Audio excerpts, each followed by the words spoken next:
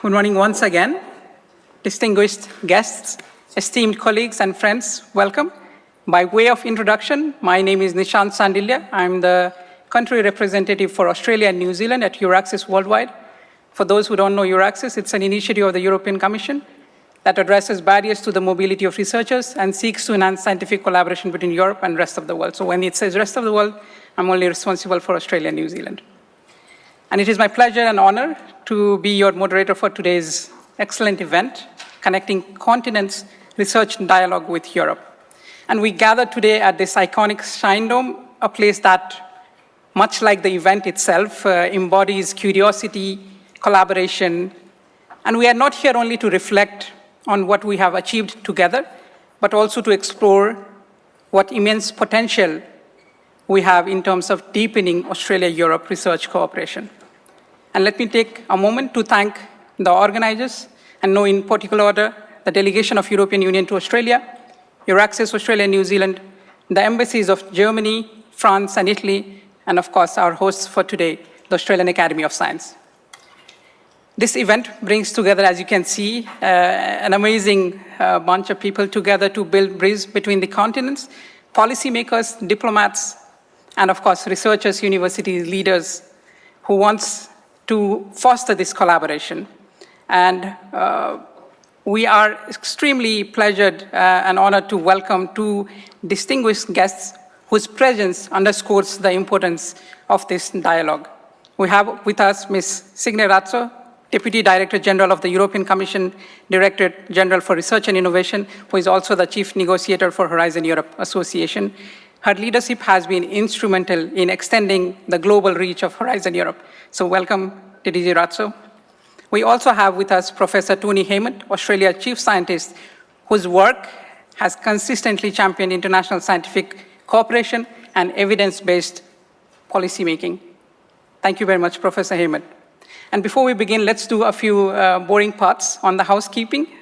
Please ensure that your mobile phones are on silent. We kindly remind you that no food or drink is allowed inside the theater. And in the unlikely event that there is an emergency, please follow the instruction of our Shine Dome staff who are trained to guide you accordingly. Of course, you will have ample time to ask questions during the session. So please bear in mind that there are mic runners who will come when you raise your hand, and then you could ask your questions.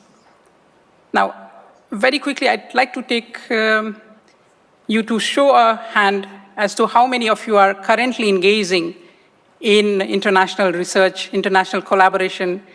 A quick show of hands. Exactly, yeah. It's wonderful that there is a strong signal that the theme of today's discussion is very much alive in this room itself. So without further ado, let's begin. And please join me in welcoming the Chief Executive of the Australian Academy of Science, Ms. Ana Maria Arabia, for the welcome. Ana Maria, it's yours. Thank you, Nishant. It's always a pleasure to be collaborating with you and Euraccess. I'd like to begin by paying my respects to the traditional owners of the land on which we meet, the Ngunnawal and Ngambri people.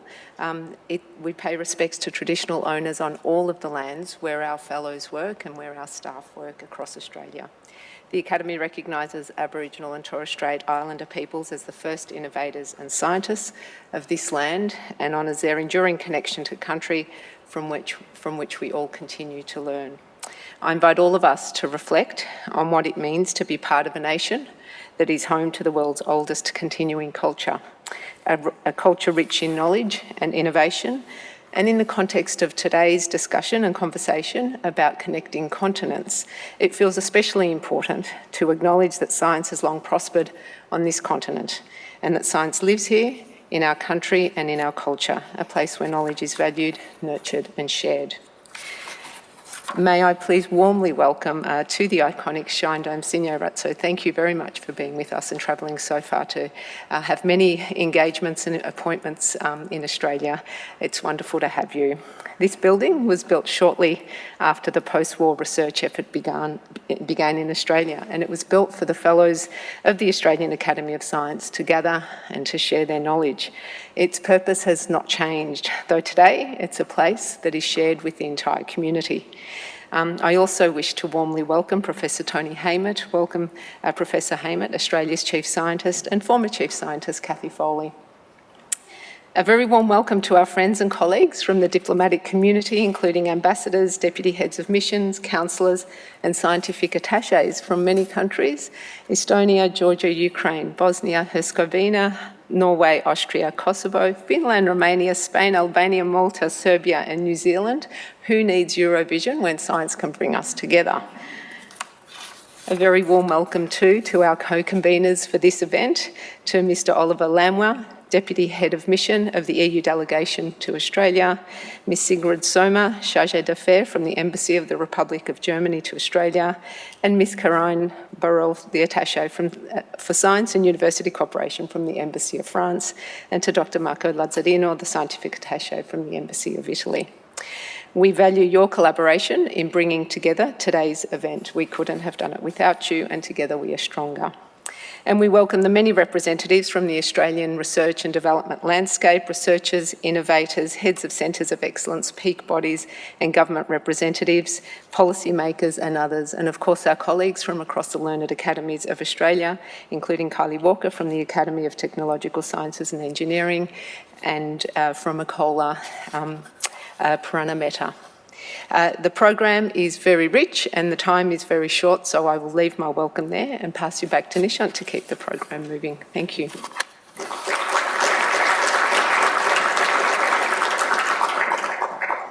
Thank you very much, Anna Maria. We'll hear from her quite a lot in the first panel, so we look forward to hearing on this. With that, I think let's please welcome Dr. Oliver Lamwer, the Deputy Head of Mission at the Delegation of European Union to Australia, to deliver his introductory remarks on the EU-Australia research relationship. Oliver, the floor is yours. Thank you very much. Thank you, Nishant. And good morning, distinguished guests, and welcome to this conference, aptly entitled Connecting Continents. Please accept the apologies of the EU Ambassador, Gabriele Visentin, who is overseas at this moment. My name is Oliver Lamwer, and I'm the Deputy Head of Mission and currently Chargé at the EU Mission in Canberra. It's my great pleasure to be here today at the Shine Dome to open this event alongside the Chief Executive of the Academy of Science, Ms. Anna Maria Arabia. And before I begin my remarks, I would like to acknowledge the traditional owners of the land on which we gather today and pay my respects to their elders, past, present, and emerging. I would also like to extend my sincere thanks to our friends at the Australian Academy of Science and colleagues at Euraxis and the embassies of France, Germany, and Italy for their fantastic work and close partnership in bringing together today's conference. Finally, I would also like to thank you all for attending, and I had a quick look at the list of attendees and was pleased to see that in addition to our wonderful speakers in the room today, we have a great mix from the diplomatic corps, government, academia, and the research community. You know, when today's organizers and we were first started thinking about this event and coming up with ideas, I don't think any of us would have thought that we would end up bringing together over 100 people here in Canberra at Canberra's premier science venue, the Shine Dome. And I mention this because I think it exemplifies the purpose of today's event. Research in collaboration across borders becomes greater than the sum of its parts. The renowned scientist, or father of modern science, Galileo Galilei, is quoted as having said, "Curiosity is the key to problem solving, and all truths are easy to understand once they are discovered. The point is to discover them." I think many of you here today who work on solving today's problems can relate to those words. Science and innovation, at its heart, is driven by curiosity and the joy of discovery, by the desire to understand the world around us. Both the EU and Australia have a strong tradition of supporting scientific research and working together to create clear pathways for successful scientific discovery. because we all know that scientific discoveries and innovation happen faster and have greater impact when we work together, even across continents. As EU Commission President von der Leyen said last year in June, sorry, it was last month in June, progress happens when scientists are free to follow their curiosity, to follow the evidence, even when it leads in unexpected or inconvenient directions. Both the EU and Australia have strong traditions of supporting independent scientific research. And for more than 30 years, since the signing of our Science and Technology Cooperation Agreement, Australia and the EU have worked side by side in the collective pursuit of knowledge and discovery. Together, we've built an environment that fosters research, knowledge exchange, and real-world solutions to global challenges. One that has advanced science and enabled us to tackle global change together. Our continued collaboration is upholding this tradition through cooperation in areas like health research, the green and digital transitions, quantum technology, the environment, and more.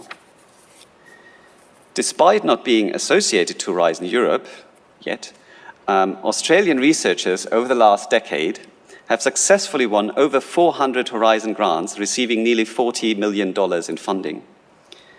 And one of the projects was from this very campus. The Australian National University's Professor Bronwyn Parry received $60 million Australian to investigate the relationship between cooling technologies and global warming. And Professor Parry noted to members of my team last year that this funding made it possible for her team to undertake a project of this scale and complexity. Meanwhile, other initiatives, like the Marie Sklodowska-Curie Actions, the EU's flagship funding program for doctoral and postdoctoral education, has awarded funding to over 120 Australians in just the past 4 years. In fact, I just learned that Australian applicants for Horizon Europe grants have a success rate of nearly 30% compared to the EU's average of 19%. So maybe there's even a thing or two we can learn from you. The Australian-EU research relationship is just a part of the whole picture. On top of this, there's so much more collaboration happening between Australia and individual EU member states as well. I could go on, but as you will soon hear more from our Deputy Director General, Signe Razzo, about the benefits of Horizon Europe, I will stop myself here. I'll just say that at the heart of this all is a truth. The EU and Australia are strong, like-minded partners. We both believe deeply in the value of science, science that is free, open, evidence-based, and never politicized for short-term gain. The only real answer to our shared challenges is more cooperation, not less. And that's why conferences like this matter. They bring us together, they build understanding, and they strengthen the relationship that make progress possible.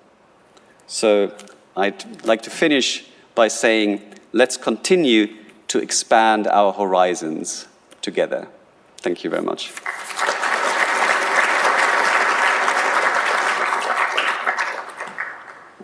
Thank you, Oliver. That was really, really insightful, what you presented very succinctly. And of course, thank you for all the work that the EU delegation does in promoting this collaboration. Those of you who are very active on social media will see that the hashtag use is quite common, yes? And we'd like to use a hashtag called Stronger Together.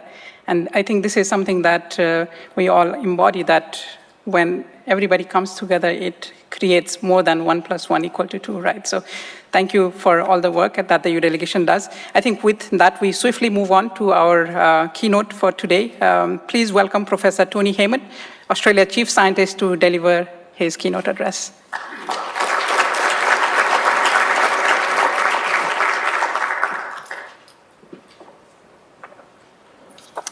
Good morning, everyone. Welcome. Special welcome to those of you from overseas. And could I add my acknowledgement to the traditional owners of the lands on which we're meeting, the Ngunnawal people. I pay my respects to their elders past and present, and I recognise how those elders have passed on their knowledge from generation to generation. Thank you, Oliver, from the EU delegation to Australia, for your remarks. It's a great pleasure to have a chance to thank all the Europeans who've formed my scientific career and the collaborations which have led to a prosperous and successful Australia. I acknowledged our esteemed guests from the EU delegation and the embassies of France, Germany and Italy, and all the other people that are here. Anna Maria had me really worried there with the reference to Eurovision. I'm not sure if I'm the Danny Im or the Guy Sebastian today. I'll let you be the judge. That's an Australian inside joke. It's my very great pleasure to welcome Signe Ratso here and my fellow scientists. So I'm going to say what may seem to be platitudes for the next 12 minutes, but as they say, everything's been said, but not everyone has had a chance to say them, so let me take my chance. Looking back in my life, the shelves of my primary school library in Lane Cove, then a modest suburb of Sydney, and the public library right next door were full of romanticised stories, sometimes true, celebrating the heroics of great scientific individuals, figures whose singular vision and apparently single-handed work led to great scientific breakthroughs. But the library books of today present a more balanced and accurate view. They reflect what my older self knows and what you also know, that nearly all innovation relies on collaboration because science is a team sport and so often a global one. And that's why we gather today. In this brief speech, I'd like to explore the global nature of our joint endeavours, and I'd like to consider the synergies underpinning our past collaborations and how they can guide us towards a shared future during a period of significant world change. Like you, science has taken me around the world. Luckily, my childhood love of science flourished, and I've worked in chemistry and oceanography for decades in Australia and overseas. Like you, I learnt that world-leading science is very often international science, that global partnerships extend our reach and our capability, and that no country can go it alone when tackling global challenges.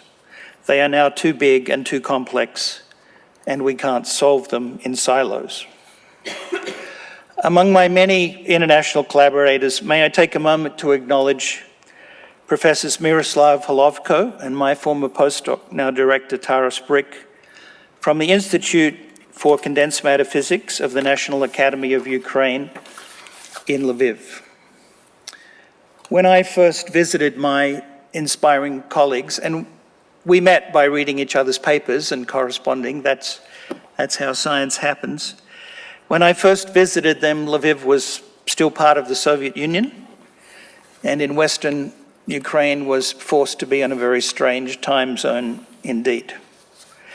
The director of that institute, who I think had built it up over decades, was the very wise Professor Igor Yugnovsky, who after a stellar scientific career was elected to the Ukrainian parliament on the 30th of March 1990. And indeed, for a few months from October 1992, he was the first Deputy Prime Minister of Ukraine. They have been my most brilliant and constant collaborators, and I am very, very upset about the life that they are now forced to lead. And may I thank everyone in Europe for their constancy in their support of Ukraine. The world is experiencing significant change, as you and my colleagues in Lviv know only too well. That's why events like today matter. Forums like this deepen our understanding of opportunities and priorities in science and innovation in our different regions. That awareness can foster more targeted and beneficial collaborations that build on our long relationships that are also long-distance ones. Last month, we marked the 31st anniversary of the EU-Australia Science and Technology Cooperation Agreement. That signing was very significant. The EU's first treaty-level science and tech agreement with an industrialised country outside Europe. And the statistics show that it's gone from strength to strength. In the first 10 years of that agreement, just 7% of our research publications had an EU co-author. In the last 10 years, that has risen to almost 18%. And in that period, about 33% of Australian papers with an international collaborator have had an EU collaborator. So when it comes to research, Australians are small in number, but we try to make a big impact. And we enjoy working with the EU and your agencies. The EU has been Australia's top scientific partner for over 3 decades, with close to 17,000 co-publications last year alone. Australia is the EU's 6th largest non-EU collaborator, and the EU is Australia's greatest collaborator. Those impressive numbers are underpinned by our common values and a mutual trust and belief in science. We share a cultural and academic proximity that supersedes the distance that separates us. Those shared values make us a good fit for EU collaboration. They always have, they always will. Our researchers are highly sought after worldwide, with more than a dozen Nobel laureates attesting to our scientific contributions at a global level. And I think we're great collaborators when it comes to translating scientific discoveries into game-changing real-world innovations. And let me mention a few. Wi-Fi, the black box flight recorder, now orange, the cochlear hearing implant, and the cervical cancer vaccine, Gardasil. A nation of immigrants, and many of us help science. Our collaborative research is so often underpinned by the personal and cultural connections of our researchers. That's why over the decades we have fostered regular mobility between Europe and Australia. And we hope those connections are enhanced by Australia's vibrant, multicultural society. High numbers of our postgrad researchers are international students, and high numbers of our top researchers were born overseas, many here today. In addition, high numbers of Australians are working in Europe and elsewhere, tapping into global networks to address some of the greatest challenges we face. But when it comes to collaboration, we're not just book smart. We recognise that academic freedom requires an acute awareness of potential security threats, especially where it relates to emerging technologies. Embedding research security as a foundation of future Australia-Europe research collaboration is more important than ever. Australia has a range of initiatives to identify and mitigate security risks. This includes the University Foreign Interference Task Force that brings together the university sector and the Australian government. In short, when you engage in research with Australia, you engage with a country that is aware of those threats and the need to anticipate and mitigate them. In this speech, I'm discussing broadly international research collaboration, especially where it involves Australia and Europe. And as part of that, I want to touch briefly on Horizon Europe in particular. As you know, Australia is currently involved in Horizon Europe as a third country participant, meaning our researchers and businesses fund their own involvement in Horizon Europe research calls. I'm aware, as we all are, that the EU is actively encouraging Australia and other like-minded non-EU members to go further and to seek associate status. Now, I'm not here to speak for the Australian government, but it's no secret that Australia continues to assess the mechanism by which its interactions with Europe will thrive. And the Australian government has shown it remains open to exploring all opportunities that broaden and deepen our collaboration with like-minded countries in areas of shared interest. In discussing collaboration, we've talked about shared values, shared endeavours, shared approaches. Now I want to touch upon shared infrastructure and associated expertise that underpins global collaborations and turbocharges them.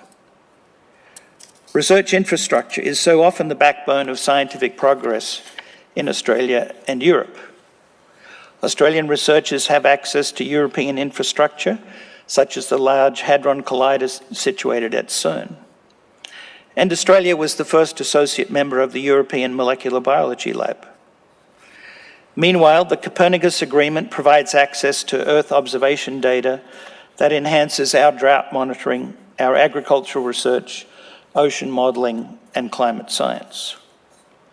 We also access the International Thermonuclear Experimental Reactor, the European X-ray free electron laser, and the European Southern Observatory. On the flip side of that coin, Australia is also home to some world-class infrastructure that's used by European researchers. The Australian synchrotron is a facility where many international teams use its beamlines for advanced experiments. The Pawsey Supercomputing Centre that supports global climate change modelling and genomic research, among other applications. And also our Marine National Facility, through its research vessel, the RV Investigator, that supports international oceanographic research from Australia's tropical north to the Antarctic ice edge. And in addition, the Australia Telescope National Facility, the Australian Centre for Neutron Scattering, our Heavy Ion Accelerator Facility, and the Australian Centre for Disease Preparedness. But I've saved the best for last, the Square Kilometre Array, or SKA. SKA is a shared undertaking with facilities in Australia, South Africa and the UK, plus other collaborators from around the globe. This exciting project that I remember when I joined CSIRO in 2002, it's been a long time in its creation, very diligent work by a lot of people.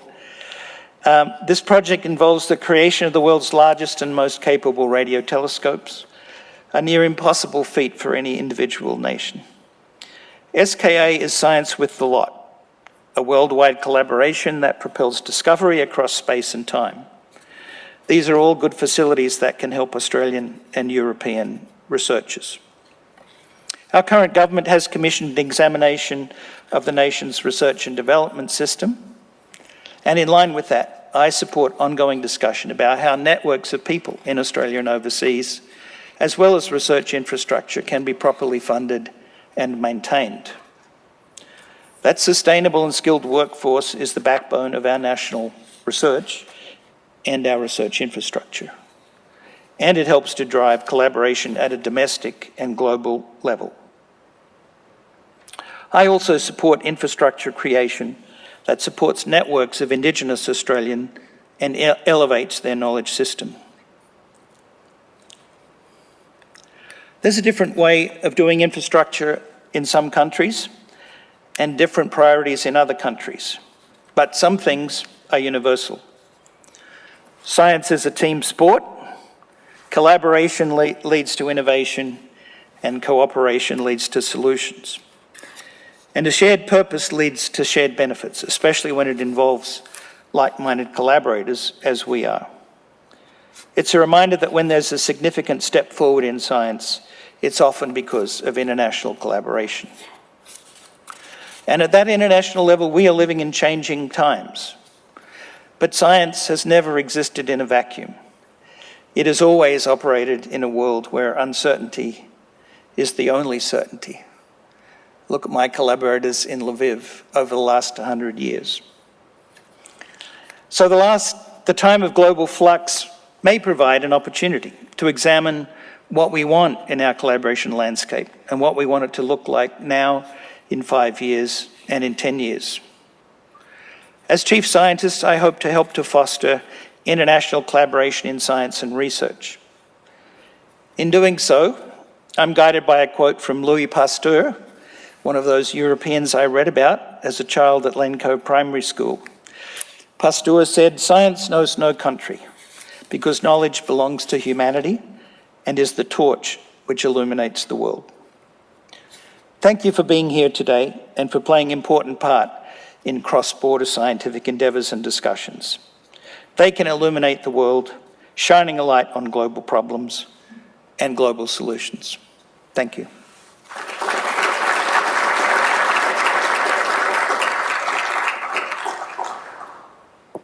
Thank you very much, Professor Hammett. I don't think I can follow that up much better after that Louis Pasteur quote. So it was an excellent speech. I've had the pleasure of hearing you before as well, and it's always very insightful hearing to your remarks. Thank you very much for your time and taking out your valuable insights for our audience today. Moving on swiftly, and I think the most anticipated speech that we have all been waiting for. Please join me in welcoming Deputy Director General Signe Ratzo to deliver her keynote address on why Horizon Europe matters, a shared future in global research. The floor is all yours, Director.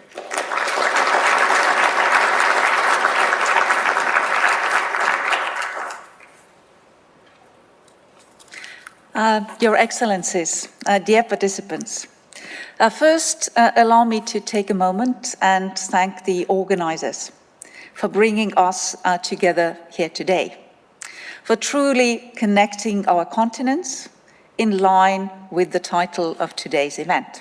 Thank you. It's a great pleasure for me to be here in this extraordinary building of the Australian Academy of Sciences. And as already previous speakers mentioned, last year marked 30 years of the EU-Australia Science and Technology Cooperation Agreement. So we have a lot to celebrate. But we are also working to deepen our relations with Australia across the board, from collaboration and critical minerals, trade, security, to research and innovation. And there is a step change in our willingness to get closer together. But this positivity does not take away from the unprecedented times we are living in. It is a moment where the world order, as we know it, is in flux, and the international situation is tense and unpredictable. With this kind of shifts in the geopolitical landscape and growing fears of economic dependencies, the choice, and it is a choice, to collaborate instead of turning inwards is not an evident one. However, we are choosing to deepen and widen our partnerships. We are choosing to build bridges, not barriers, in our mutually beneficial interests. The EU is a reliable partner, and today I'd like to tell you more about how we can continue to be a reliable partner to you in Australia and, in particular, to Australian researchers and academia. Circling back to our title, Connecting Continents, why partner with Europe? A recent survey into the perceptions of the EU in Australia showed that over half of Australians were not aware of partnerships between the EU and Australia, and more than 1 in 5 say they don't hear about the EU at all. My hope is that we can bring the benefits of EU-Australian cooperation closer to the lives of the citizens and better connect our continents. And one way of doing so is working together in research and innovation via the scientific breakthroughs that will impact the lives of citizens for the better. Now, why would Australia collaborate with Europe on R&I? The EU, which is a union of 27 European countries, is home to some of the world's oldest universities in the world. Bologna, which was established in 1180, Salamanca, 1218, Prague, 1348. It is home to the world's largest public research institutes, such as the German Helmholtz and the French CNRS.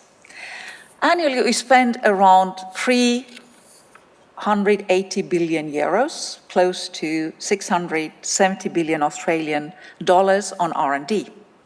The EU's world-class scientific excellence is strongly rooted in academic freedom, openness to the world. This is what makes Europe an attractive place for talent from around the globe. The EU's world-class scientific excellence is showing that despite only consisting of 6% of world's population, the EU stands behind 17% of global research and development and 25% of all high-quality scientific publications. Australia's robust research landscapes, underscored by its high-ranked universities and commitment to R&D, aligns very well with the EU's commitment to scientific excellence and academic freedom. Along with these core values, researchers and innovators also need stability and predictability for their funding. And as a public research funder, the European Commission offers reliability. Our 7-year framework program just offers that.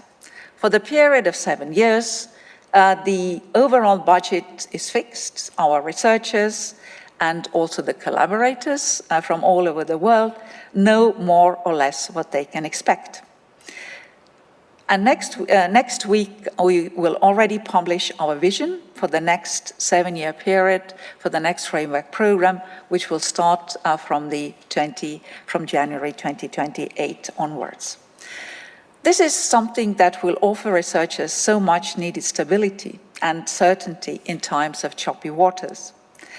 And the good news is that the new research program, just like Horizon Europe and its predecessors, will be open to the world, and that means to Australia too. Now, let's have a closer look at the current program. Well, I guess many of you who have been already collaborating within Horizon Europe already know that it consists of 3 pillars. The first pillar is devoted to excellent science. That is the European Research Council, which funds blue sky research, the Marie Sklodowska-Curie actions, where Australians have already been very active. Then the second pillar, this is the pillar which we also offer for association to our global partners, is the collaborative pillar. Is the collaborative pillar of research and actually makes more than half of the budget of the total framework program. And the third pillar is related to innovation.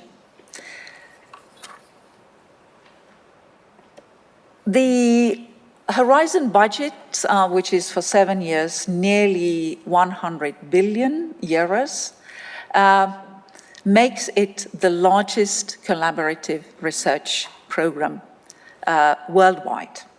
And actually, on top of this funding, which comes from the EU budget, also the public-private partnerships, plus the contributions from the countries which are associated to our program, provide additional 50 billion. So it's both unequal, both in terms of the breadth and depth. The EU is a strong believer in international cooperation, and we are not alone in our thinking. Already Professor Heyment gave several reasons why to collaborate internationally.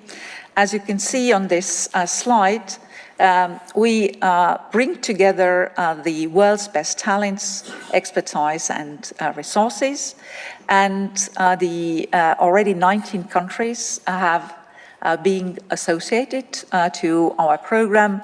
Countries including Canada, New Zealand, Ukraine, the UK, and many others are now associated to our program and have a unique access to it. This year, also Switzerland and South Korea will officially join, and they already participate in the projects under transitional arrangements, and hopefully we will be also able to conclude negotiations with Japan. And in my capacity as a chief negotiator on behalf of the European Commission, I'm really glad that our program has become really global during these last years. So this all illustrates the truly global reach of the program and means that those who choose to associate will be able to seek deeper collaborations. Now, what are the changes? Well, as already said, Australian researchers, companies already participate. And now what would be the change? What is not happening today, but what association makes possible is that they can receive funding directly from the program. They can also become consortium coordinators, which means that they can bring together already the participants from not just EU member states, and associated countries, but from all over the world. Since the beginning of Horizon Europe, we've had applicants from 187 countries. So this shows that this is a really global program.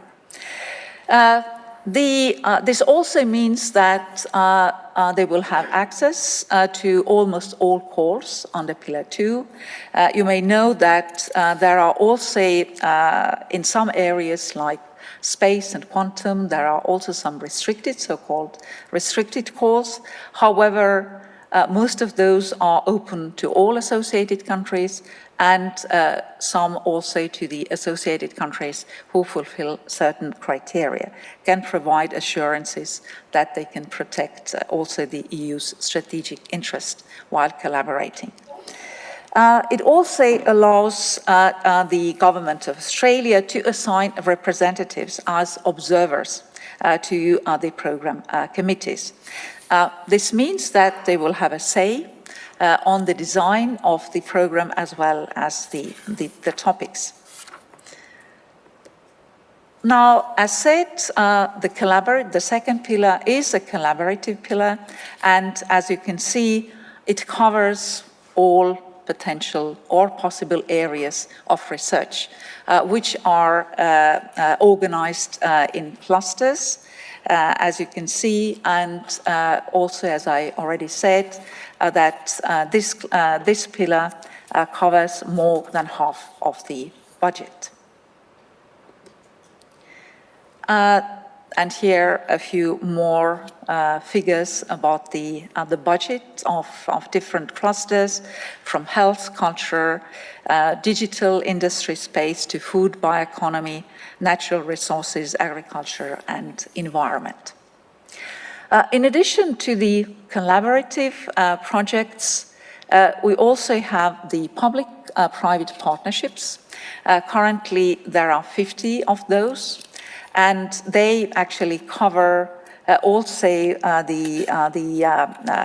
all imaginable areas from green transition, digital, quantum, bioeconomy, you name it.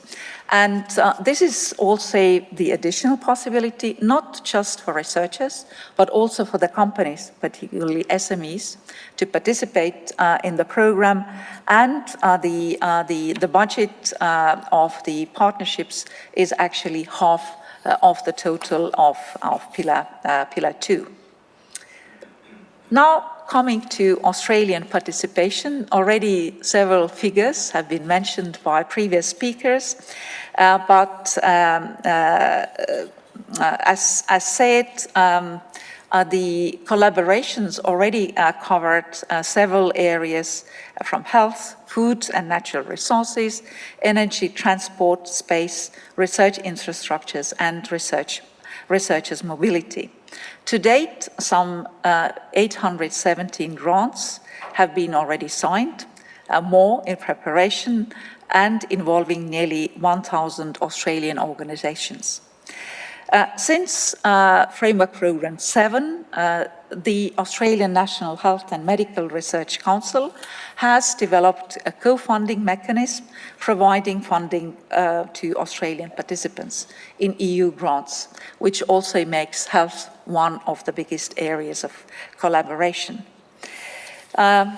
So it is clear that Australian researchers see the value of international partnerships for advancing research excellence, fostering innovation, and addressing global challenges together. Let me conclude saying that in these times of geopolitical shifts, it makes more sense than ever to step up our collaborations in different areas.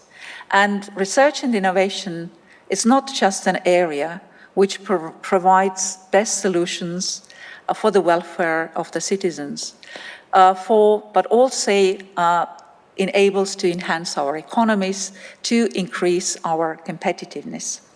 Our funding program facilitates international R&I cooperation. We continue to invest to be an attractive place for talent from around the globe. And here also your access worldwide with Nishan is at your service in order to provide more information. In addition, certainly also for the EU delegation here. It's been my great pleasure to be with you today, and let's use the momentum. Thank you very much.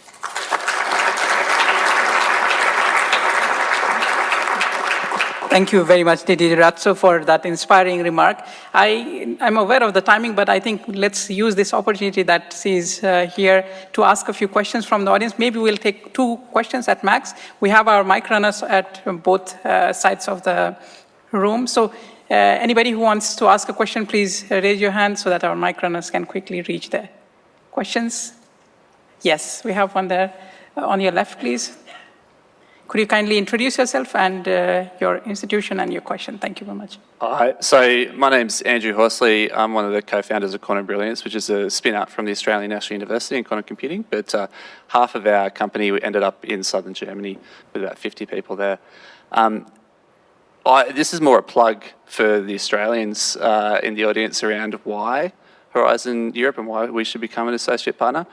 For us, it's been one of the very strong, enduring pressures to leave Australia and become a European headquartered company is because of a difficulty in participating in European research, which for us is a core, and for a lot of Australian innovation is a really important thing. So for giving it to you around discussions with the Australian government, the keeping Australian companies here where it makes sense to is actually one of the reasons to join as an associate partner.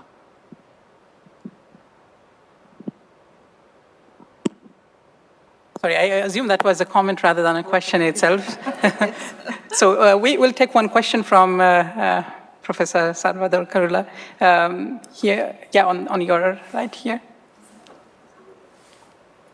Will you raise a hand? Yes. Thank you very much for this exciting presentation. I am Luis Salvador-Carulla. I am the Deputy Director of the Health Research Institute at the University of Canberra.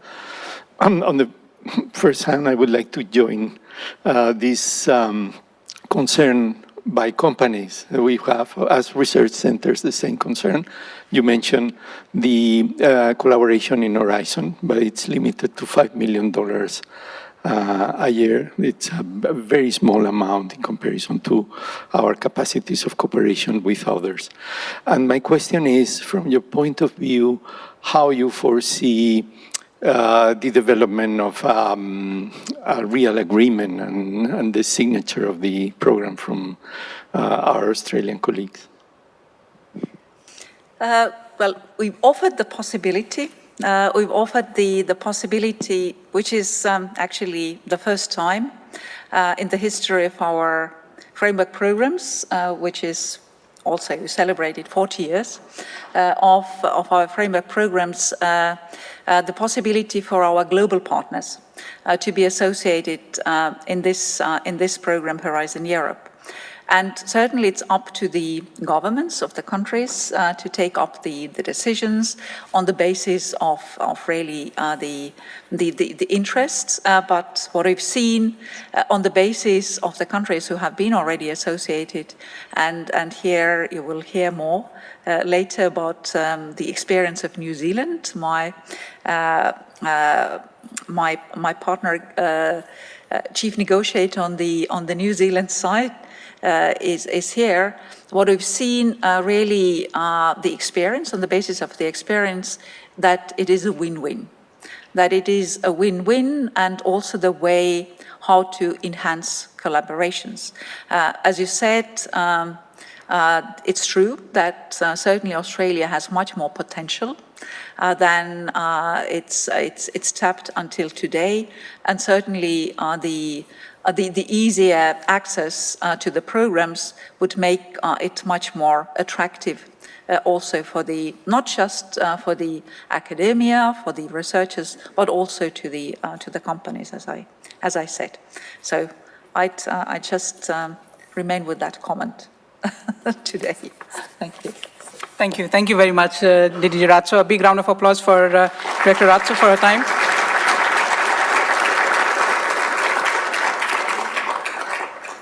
Yes, and there were a few very key words that was used, like-minded, win-win, team approach.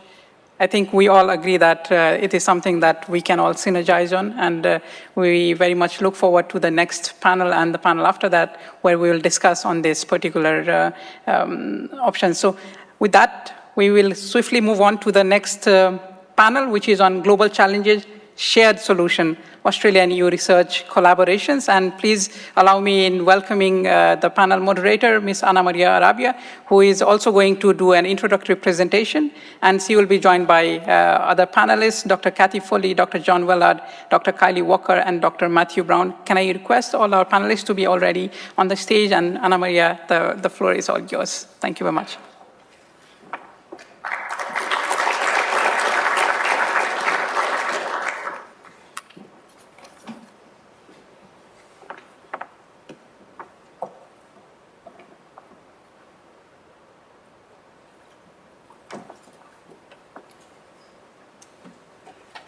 Thank you, Nisha, and welcome to our panellists. I won't introduce everyone again because their names are just on the screen, and we'll have an opportunity to speak with each panellist in a moment.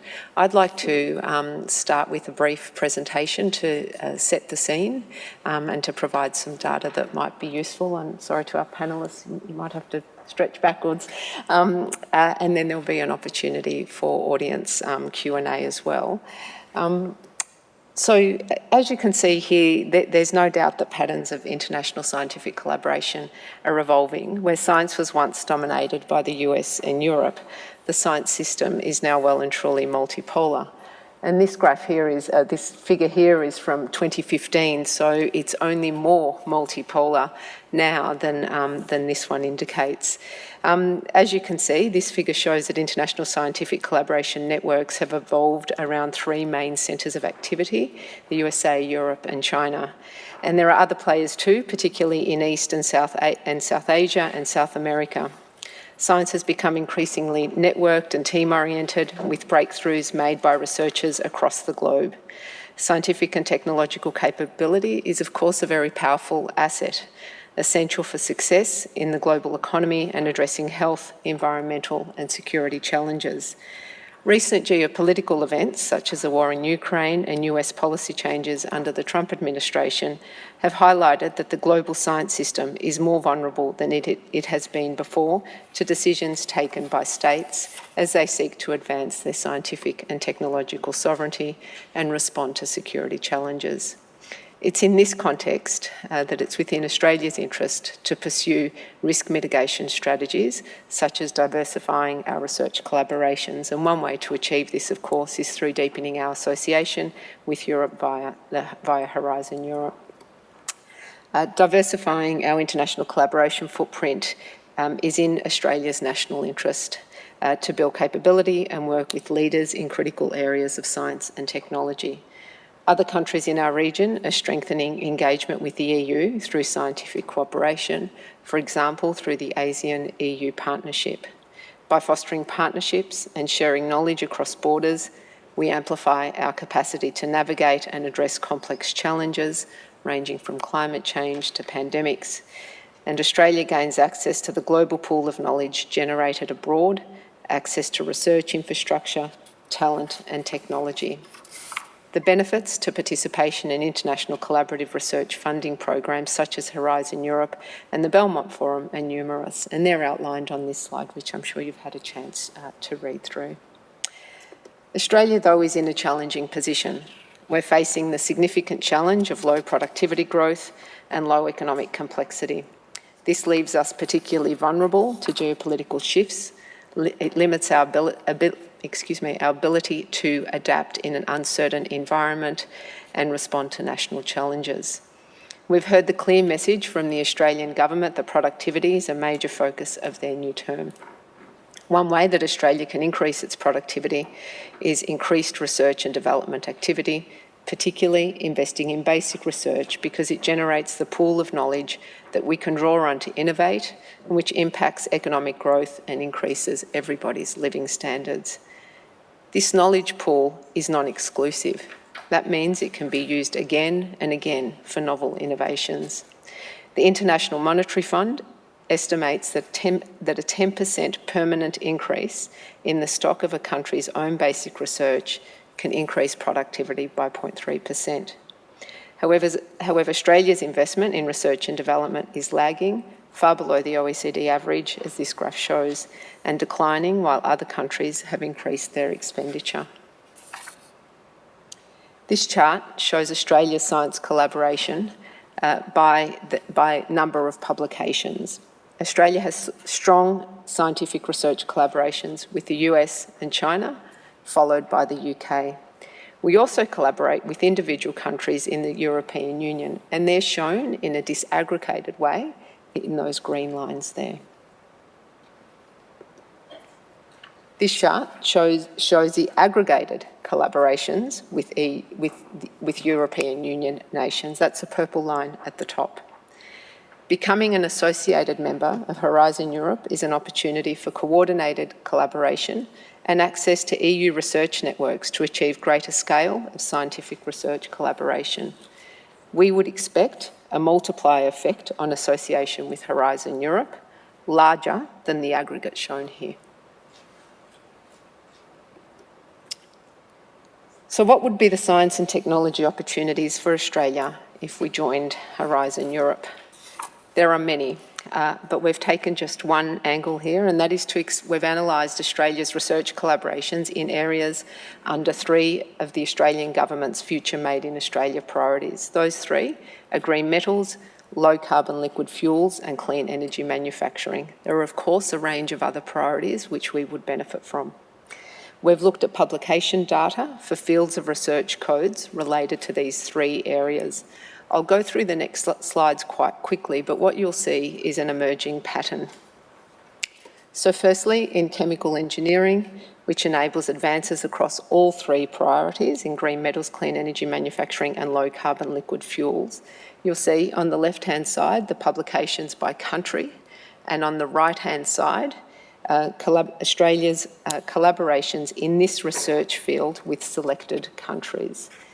What you'll see in the next slides is this same presentation across various disciplines. On the left-hand side, our publications in the discipline by selected country, and on the right-hand side, our collaborations, Australia's collaborations in the field with selected countries. So going to materials engineering that enables advances across all of the 3 priorities under the Future Made in Australia priorities.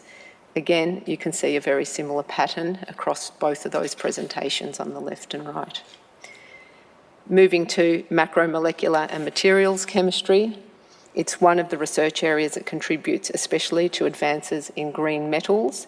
Again, you can see a similar pattern there with publications by country on the left-hand side, with China leading there and EU countries next, and then our publications across countries on the right-hand side. In organic chemistry, which is one of the areas that contributes to the development of low-carbon liquid fuels, here we have a slightly different pattern, with Australia collaborating with its EU countries at a similar rate as we collaborate with China. In terms of physical chemistry, which is one of the areas that contributes to advances in low-carbon liquid fuels, similar to the early patterns I described earlier, and in analytical chemistry, it's one area that contributes to advances in clean energy technologies. And there we see a mixed pattern in terms of Australia's collaboration with other countries on the right-hand side. Nanotechnology is one of the research areas that contributes to advances in clean energy technologies, and you can see those there. So what does all of this tell us? It's a range of patterns there. China is leading in these fields and is Australia's primary collaborator. Australia has a long history of productive scientific collaborations and engagement with China, which must continue in a risk-informed way and in mutually beneficial areas. Australia does not only have an opportunity to diversify our research collaborations, but we have a responsibility to do so as to build capacity, to mitigate risk, and to benefit from global knowledge generation. Aside from China, in aggregate, the EU is leading in most of these fields. Individual EU countries are amongst Australia's top collaborators across the sciences. In aggregate, the EU is a strong performer across all the sciences, including in all of the Future Made in Australia areas. If this is the trend that we've seen across individual countries, when aggregated, we would expect amplified capability via association with the Horizon Europe program. Association will present us with an opportunity for strategic, scaled collaboration that would have a multiplier effect on research resources and scientific effort.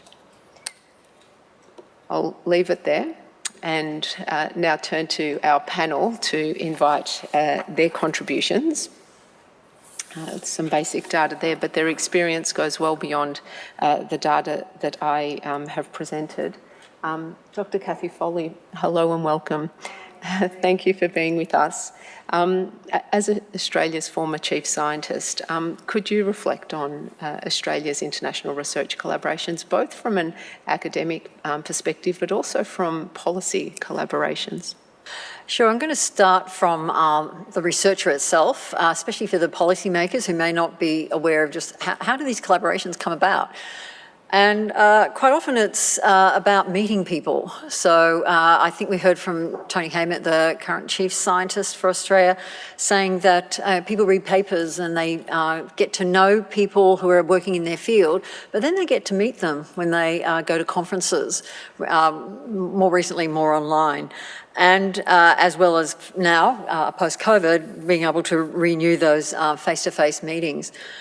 And as a consequence of that, people get to meet people who are sort of researching in the same area. They don't care where they come from. They just know that they're working on the same thing, and when they start talking, ideas fly around, and you get this synergistic outcome where working on your own, you've got a limited way of looking at it, but as soon as you start talking to others, the ideas just grow, and that's where we get breakthroughs.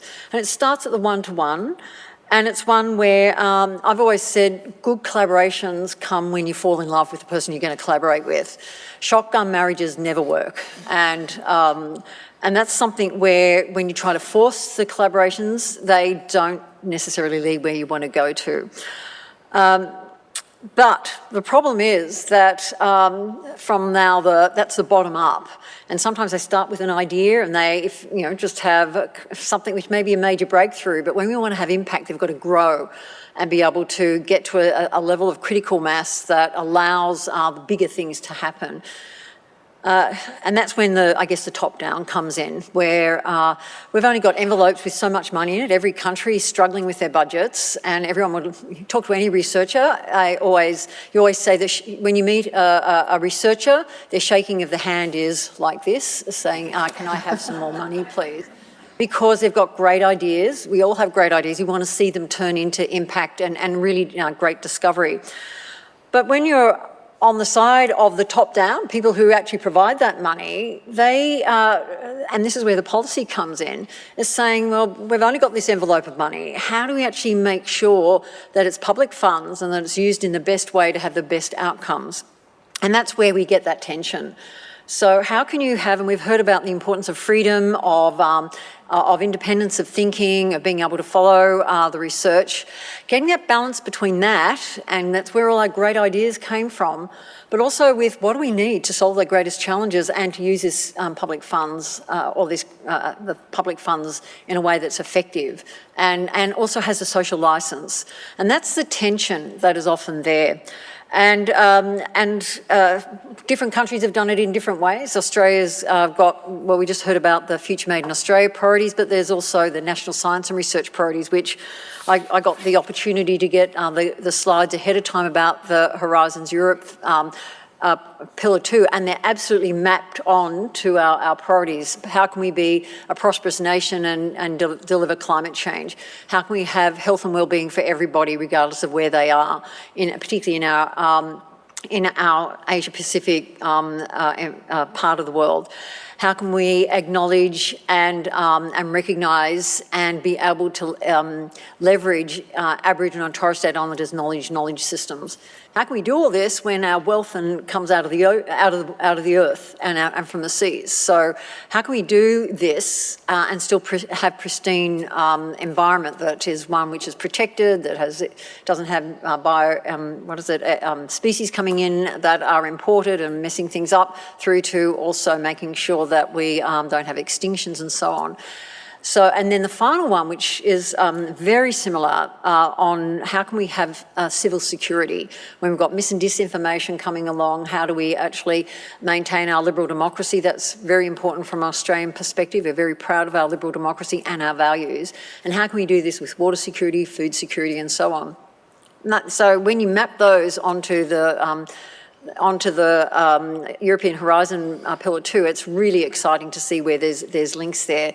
So the challenge for us is then saying, how do we bring these together so that there's trust? And being able to say, if I'm going to put money into this, we're going to get an outcome that people who vote at the end of the day say, yeah, you've invested our taxes properly. And that's always, the thing which is, on one end, sort of the ideas and the enthusiasm and the passion and the collaborations that come from human relationships, to the other one of being able to get them to guide to a point where they have that impact. And I guess that's for any policymaker the challenge. Thank you so much, Cathy. Thank you. I'm now going to turn to Dr. John Wellard, who's the Executive Director of Policy and Strategy at Universities Australia. I know Universities Australia, John, has been in Brussels recently and very active in this space. I'd ask you to reflect on what we can do and how association with Horizon Europe also assists us in our Asia-Pacific region. Thanks, Anne-Marie, and thanks so much for the invitation to come today. And firstly, let me just pass my apologies from our CEO, who was meant to be here today, but is unfortunately in Cairns meeting with some of our members in far north Queensland, where apparently the weather is lovely. I feel a little bit like I'm preaching to the converted here, and that everything that needs to be said has already been said. But there were three things that I wanted to touch on, and I might just go straight to the last point, which is really about what the changing nature of the global environment, and the previous presentation talked about those members who are coming on board in terms of membership, and you would have noticed that Japan is there, South Korea is there, New Zealand is there, and I believe Singapore is in the process of actually starting to negotiate with the EU in terms of participation.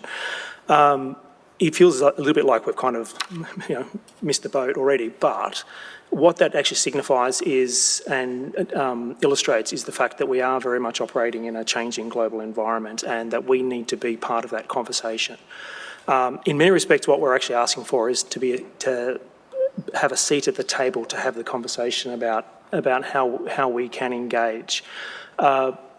when we talk about our research enterprise, we talk about what we do in Australia, but we also talk about how that research benefits other parts of the region as well. And so our focus is very much on the government's productivity agenda. And we should note that with the newly elected government, and with a newly elected government that looks like it may be in power for maybe 3 to 6 years, when you think about it, there's a real opportunity for us to have, a really sensible conversation about the future of our R&D's capability.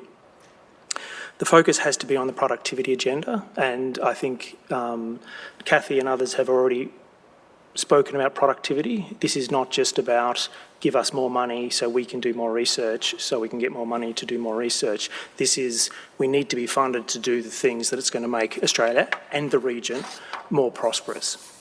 So as it stands at the moment, a number of our significant international partners in the region, as I mentioned, Japan, Singapore, New Zealand, South Korea, and there may be others that we're unaware of, are actually reassessing their views around collaboration, and that's what we need to be doing as well. We need to be thinking more strategically about who we collaborate with and the circumstances under which we do that collaboration. The danger for us is if we do nothing, not only will we miss the boat will sail away, and there won't be an opportunity for us to actually engage in this moving forward. So there will be a loss to us. We've probably been in situations in the past where we've been able to let opportunities like this slide, and we've had a buffer or a support network which has allowed us to continue to do that R&D activity and to deliver the outcomes that we need. But it's a new world, and we really need to be part of this particular conversation. The other thing I might just say, if I could, and it goes to the comment that the gentleman made about his company being in Germany. One of the roles we see universities playing in the productivity agenda, and this scheme actually can form part of that activity, is being a global connector. In Australia, we have a significant industry base, but it's a very unusual industry base in as much as it's very much dominated by small to medium-sized enterprises.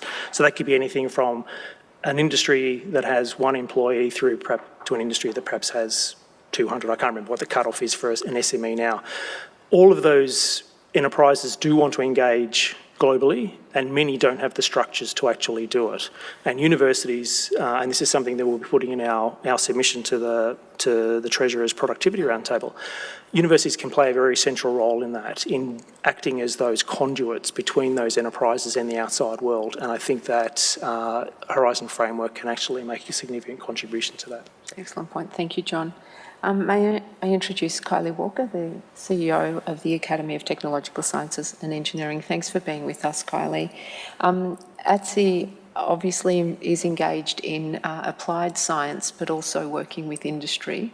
Can you reflect a little on the benefits of potential association with Horizon Europe from that perspective, and also from your experience with delivering the Global Science and Technology Diplomacy Fund? Thanks, Anna Maria. Thank you for having me. It's a pleasure to be here. I guess some of the context has already been discussed. We're thinking about that global context, not just of the strategic competition, the changing geopolitical alliances and tensions, economic decoupling, but also from the perspective of rapid technological change. And this is a place where both private enterprise and public and academic endeavour is focused, where there's an awful lot of exponential change, growth and evolution, and where the necessity to be in at the build stage is, to John's point, more acute than ever. We know that in Australia, as we've heard already, companies struggle to collaborate and establish internationally, not because they don't know what they're doing, but because some of the frameworks aren't there to support them to make that initial leap and to succeed through some of those initial challenges as they're getting up and started. But we also know that Australia is a leader and a leading collaborator in technologies like AI, batteries, green materials, fuel and energy, and quantum computing, and the opportunities that we bring to the world, as well as the opportunities that the world brings to us, are significant. We've spoken about some of the shared values that Australia and the EU have around democratic freedom, governance, human rights, multilateralism, the rule of law, and we've also spoken to your presentation, Anna Maria, about the very important role that the EU has in Australia's joint publications. So we think that Australia is incredibly well placed, not just to collaborate more deeply, meaningfully, and in a more structured way with the EU and others around the world, but also to act as a hub in this part of the world, to act as a southern hemisphere, or global south hub, to create connections between the EU and some of our neighbours in the Asia-Pacific region. And that's a role that both the Australian government and the learned academies are keen to continue to play and to build on. So our academy, ATSI, and the Australian Academy of Science deliver the strategic part of the Global Science and Technology Diplomacy Fund. And this supports collaborations between Australian researchers and developers and international researchers and developers across priority nations. Currently, all those priority nations are focused in the Southern Hemisphere, but we see an opportunity to expand that support and those strategic collaborations to the Northern Hemisphere, and most particularly across Europe, because we're supporting priority areas for R&D, for both, as I said, universities and research institutes, and for private R&D. And we're looking at things like advanced digital technologies. We're looking at things like mRNA technologies, clean fuel and clean energy. They're shared priorities globally, and they're areas in which Australia has, I think, much to offer, but much also to learn and to gain from those collaborations, not just from the perspective of connecting with people, also from the perspective of accessing and sharing access to the infrastructure which is unique to our respective regions, not just because of the nature of the infrastructure itself, but also because of the unique geographic qualities that come with being a hub and a connector for the northern and the southern hemispheres. We've also obviously talked about mobility and talent exchange, and the opportunity to help businesses access R&D incentives to support that research translation, so that we can create an atmosphere and an ecosystem that supports startups and build those R&D businesses through access to funding, customers and infrastructure across national borders. I guess, though, as well, I'd like to just nod to policy alignment. We have shared challenges globally that are incredibly urgent and important, and it is incumbent on us to collaborate in terms of policy frameworks, legislative frameworks as well, that speak to and are built on and govern the way in which we do R&D. And that really speaks to mutual benefit for us all. Thank you, Kylie. I'll ask Matt to say a few words, but please, in the audience, do prepare your questions. After Matt's spoken, I'll be coming to you for questions for the panel. Dr. Matt Brown is the Deputy Chief Executive at the Group of 8. Matt, can you talk us through your perspective from the research-intensive universities across Australia and your existing work with you? Thanks, Anna Maria. And thanks for the opportunity to be here today and participate in these discussions. I think we're at a very exciting moment in time in terms of potentially getting associate status to Horizon Europe. I think the government is engaged now, particularly Tim Ayres as the new Industry Minister, so hopefully we can make something of this moment in time. Something the Group of 8's been advocating for best part of a decade, even before Horizon Europe started. We wanted to be in there, so fingers crossed, it's a very exciting time. I'm here today representing Vicky Thompson. It seems like this time of year all CEOs go north for the winter, but seriously, she's Deputy Chair of the European Australian Business Council and has just completed a delegation, business delegation there with lots of high-level meetings, including with DDG Ratzo here today.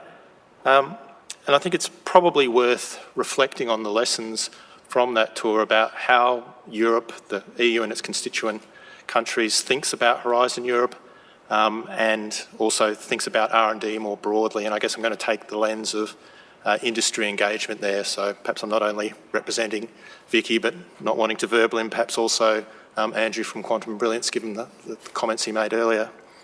So a consistent theme of the engagement of the EABC in Europe was the importance of research and research collaboration with industry. And just bear in mind that this was a business delegation, not a university delegation.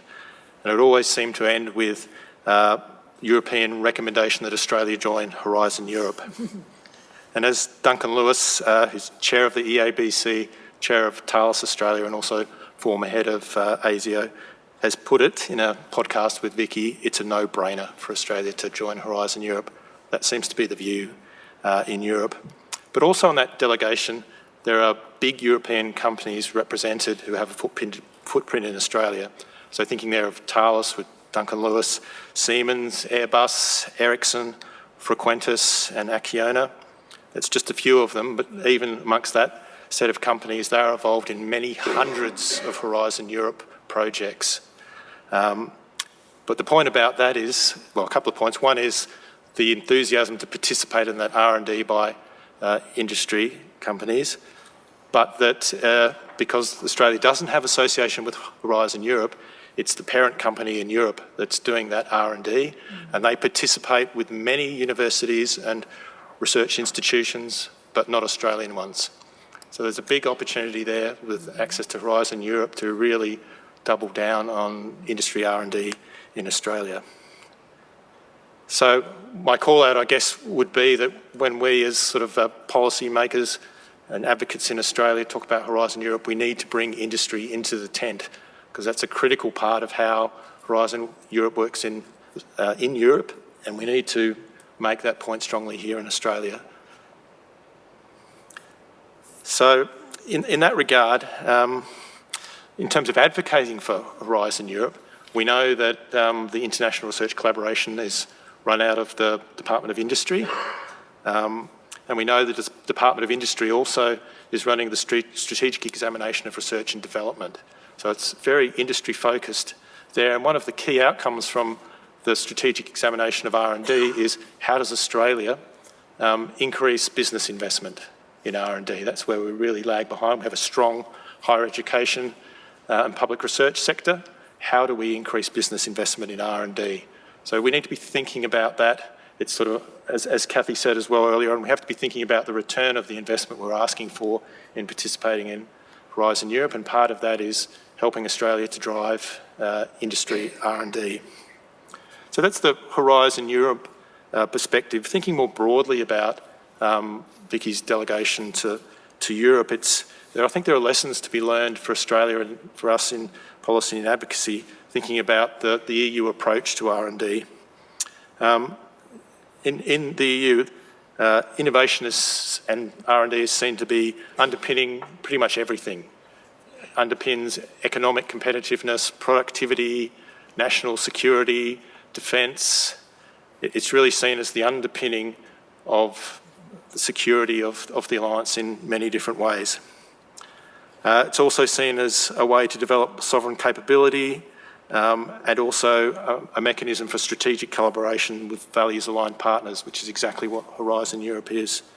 So I think when we're pitching for Horizon Europe, if you like, in an Australian context, we need to also be pushing that sort of whole-of-nation value of R&D and of alignment. And I think that sort of picks up on some things that John was saying as well about we need to emphasise how R&D is going to be driving productivity, which is a focus of our current government.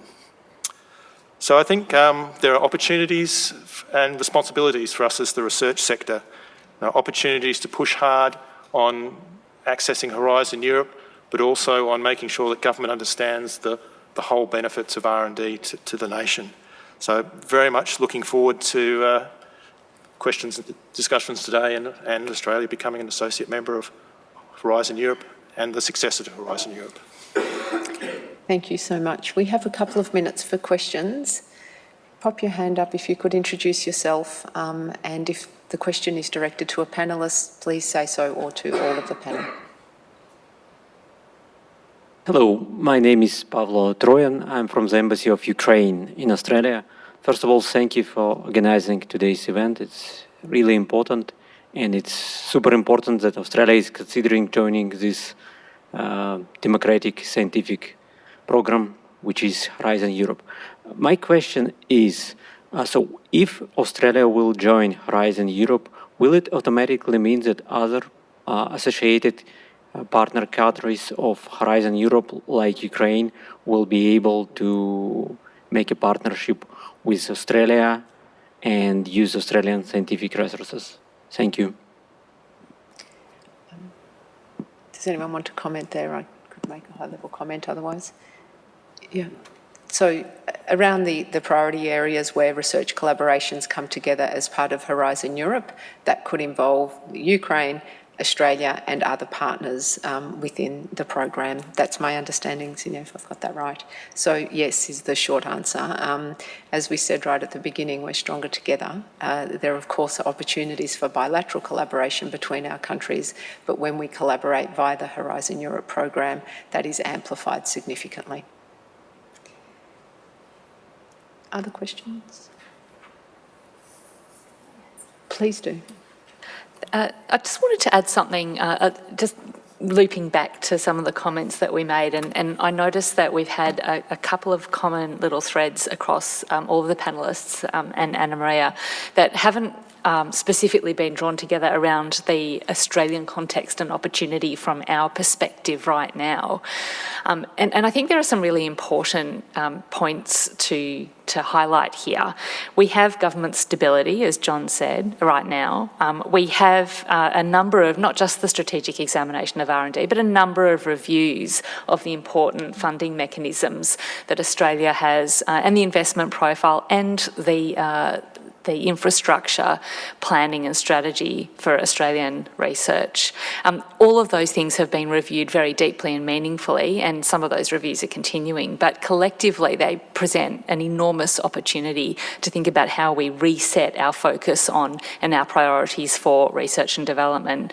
At the same time, we've got a huge and growing focus from the government on productivity, on economic diversification and domestic resilience, and we've also, obviously, we're doing all of this in the context of the changing global geopolitics.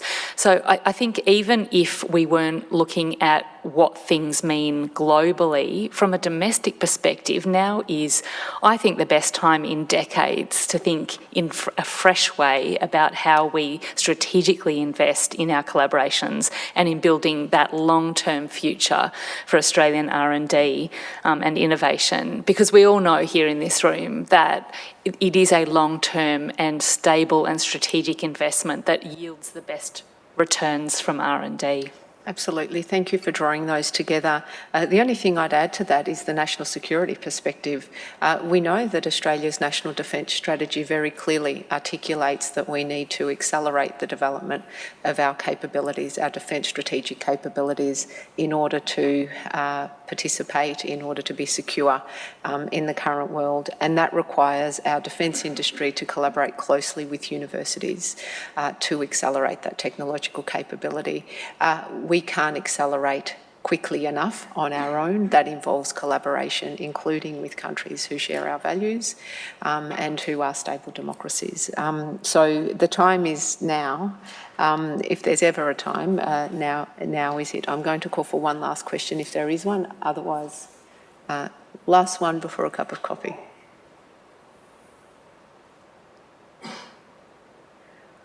Thank you. I'm Antonio Tricoli, professor in the Faculty of Engineering at the University of Sydney. Before that, it was at the ANU, and many years I spent in Switzerland. So I have a bit of expertise in European and Australian funding. So I see that many countries, including UK, coming back to the European research program, but also Switzerland, trying to join this initiative from the European Union, which I found very advantageous and beneficial in many aspects. What do you think has been holding off Australia to join such initiatives, and what are the next steps to be part of it. So what should we do to start becoming part of this bigger pool of funding and grants? Thank you. I think we've been operating for a good while in a low R&D investment environment, so that has not helped. Obviously, associating with Horizon Europe comes with a price tag on it, and of course we know that the multiplier effect of that association is well worth the investment, so that's been part of it. I think too, the geopolitical and the strategic need hasn't been as great as it is now.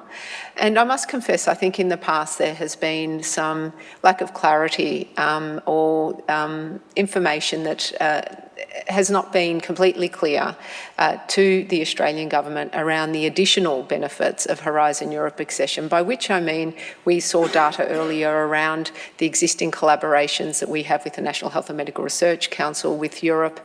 And I think it's easy for a time-poor policymaker or parliamentarian to look at that and say, well, we already collaborate, what more do we need?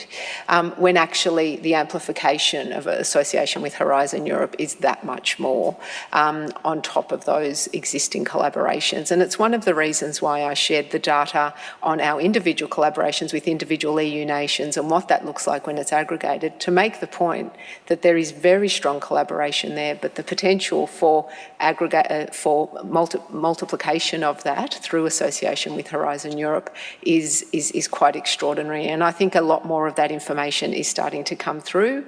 I think too, we're starting to see so many other countries associate that I know if I was a parliamentarian, I'd be scratching my head saying, what did I miss here? Why aren't I doing it? Or it might be time.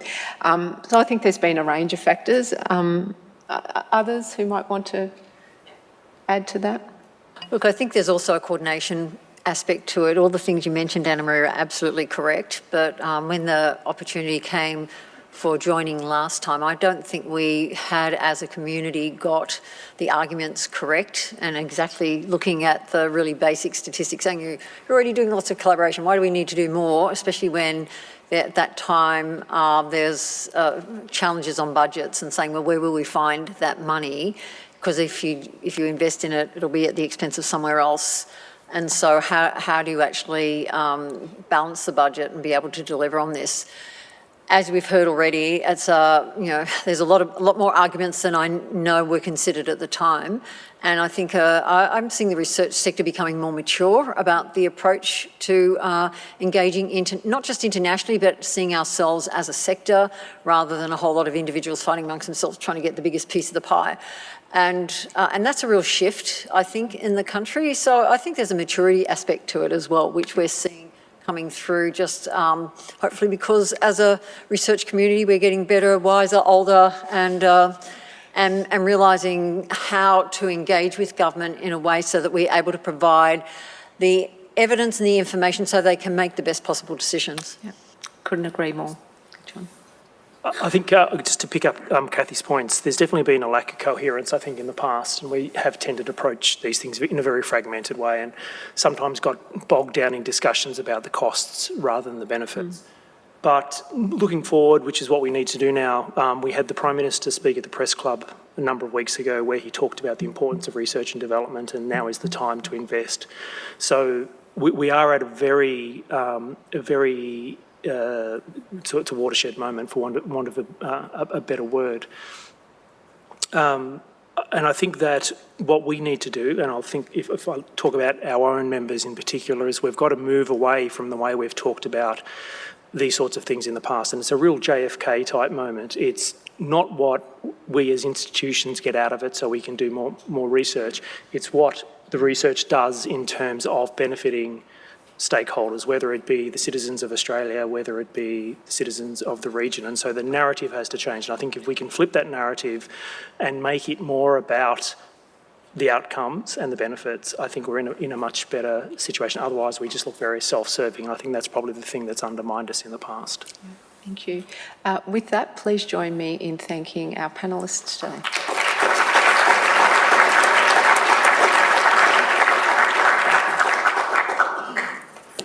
Thank you very much to the panel. I think it was extraordinary and intriguing discussion. I'm sure that we have a lot of food for thought while we go for quick coffee. I'm aware that we are 10 minutes behind schedule, but with that discussion, I guess we deserve the discussion time that we really took. So thank you very much to Anna Maria, Kathy, Kylie, John, and Matthew for an excellent session. Let's break for 15 minutes, so we'll be back in the room 5 minutes to 11, so that we could begin the rest of the session, which is on panels, and then, of course, the closing remarks. So thank you very much, and we see you in 15 minutes. Welcome back, everyone. I hope you had some blood circulations going on with your body and some time to network with people you really want to discuss. For the next hour, we will address the global engagement with Horizon Europe experiences and insights, and it's structured in two parts. So, of course, we will have a presentation, and then we will have a panel discussion. So I think, without further ado, please allow me to welcome our next speaker, who is going to present about pioneering global partnership, New Zealand's association with Horizon Europe. And we're very fortunate to have from Wellington, Mr. Ian Cosser, who is the General Manager for Science, Innovation and International Policy at New Zealand's Ministry of Business, Innovation and Employment. He's also the head of New Zealand Space Agency. We will have questions at the end of Ian's presentation, so start thinking about what you want to ask really with him. Ian, the floor is all yours. Thank you. Tēnā koutou, tēnā koutou, tēnā koutou katoa, ko Ian Cosser, toku ingoa. Good morning, everyone. My name is Ian Cosser. It's a pleasure to be here. As Nishant said, I'm the General Manager of Science and Space Policy for the New Zealand Government, and I was the Chief Negotiator on the New Zealand side through the Horizon Europe Association. I too would like to honour and respect the traditional owners of the land and their elders past, present and future. Look, it's a pleasure to be here today. I've been taking notes through a fascinating morning and I've made scribbles all over my speech. It's virtually incomprehensible now. So I'll try and abstract back a bit. What I heard this morning and the reasons we associated come down to common values, common challenges, and a belief that we are better together. We're proud to be associated with Pillar 2 of Horizon Europe because it reflects our common and shared commitment to tackling global challenges through impactful, collaborative, high-impact science. We base that collaboration on a shared understanding of our values and the challenges that we faced. We entered, now there is a slide deck with us. Helpful. We began discussions with Signe and her team in late 2021.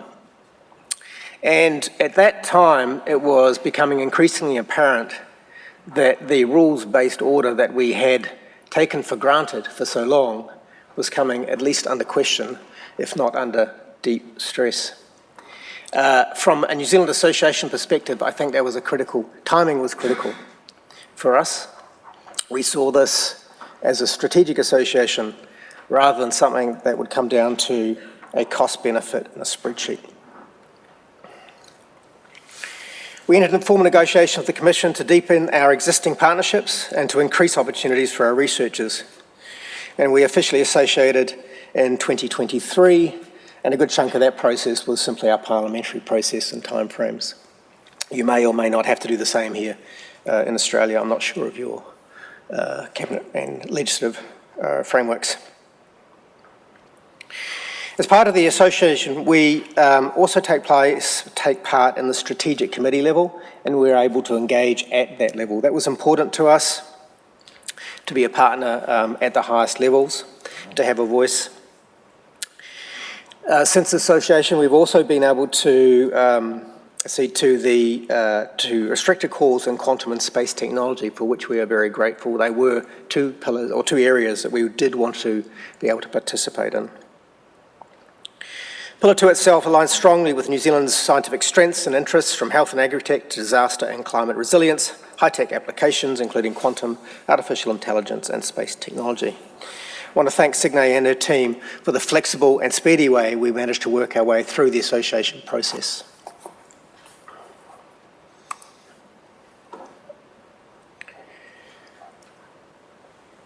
New Zealand research institutions have embraced our association and are eagerly applying for and participating in Horizon Europe projects. To date, we have 19 successful projects with a success rate just under 20%. Institutions have received €8 million as part of these associations, the consortia themselves valued at over €150 million. Probably more importantly for us, there are 458 partner organisations in those consortia, representing a range of scientific and industry interests from across the globe. Even though Australia is not yet an associated member, we are actually participating in 2 Horizon Europe projects together. ERDERA, which is addressing rare diseases, and GARD-IS, which seeks to protect aquatic ecosystems from invasive and alien species.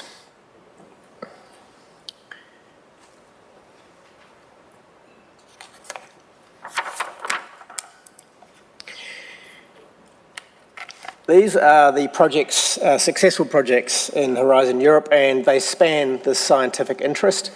You may be able to read them. The slides will be available if you are interested in understanding further.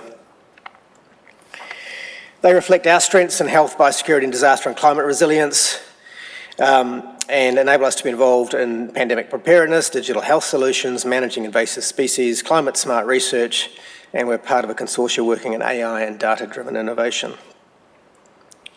The projects that advance our collective interest in solving some systemic challenges.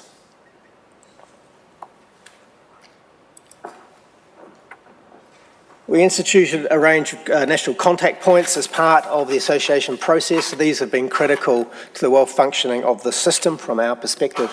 They're effectively the brokers between our science system and the EU. They help both parties navigate each other, if you will. They've been highly successful. Although my ministry is the lead agency here, none of the actual contact points are from the ministry. We've sought researchers with the actual expertise and the ability to make the connections. We support them from Wellington and also our European Science and Innovation Council, Mary Mulholland, who's based in Brussels, plays an active role. 2 years in, we're reviewing the NCP structure. We will keep it. It has been very, very helpful to us. We will actually support it with a dedicated legal and financial NCP to help researchers develop strong and robust proposals and minimise the dreaded compliance costs of all those scientific processes, whether they're in the EU or in New Zealand.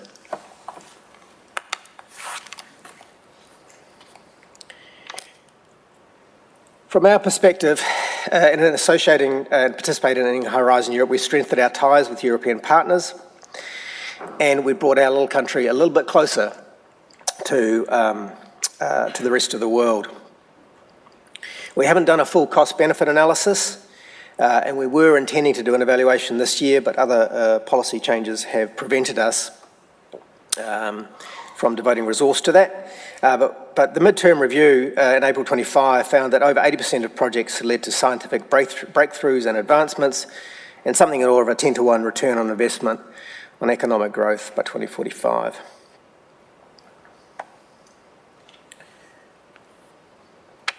I might just, I can't go back. I might just pause there. It might be useful to have some questions. I just conclude by saying we joined because we valued the science. We joined because we valued the international multilateral connection. We joined because the process was smooth and we were able to work through it quickly and efficiently with our colleagues. We have a similar context to Australia. New Zealand spends 1.4% of GDP on R&D, which is even less than Australia's 1.6, 1.7. We are not going to get additional funding in the near term for science, innovation, technology in New Zealand, I'm afraid. The fiscal situation is not great, and it hasn't been in the area of heavy investment by the Crown for many years. Private investment in R&D is also weak, similar to the Australian situation described earlier. We believe there's a win-win here. We believe that by working collaboratively, we can focus on the very best science, science that has impact. And in the face of increasing geopolitical uncertainty, economic instability, and even re-emergent mercantilism, we think this multilateral arrangement serves us both very, very well. I'd like to close by thanking DDG Signe Ratso for her support in this, and also His Excellency Lawrence Meredith, the EU Ambassador to New Zealand, who, if you do associate, I'm sure the EU Ambassador to Australia will be your strongest advocate and the biggest salesperson you could hope for this association. Lawrence certainly did that back in Aotearoa. Thank you.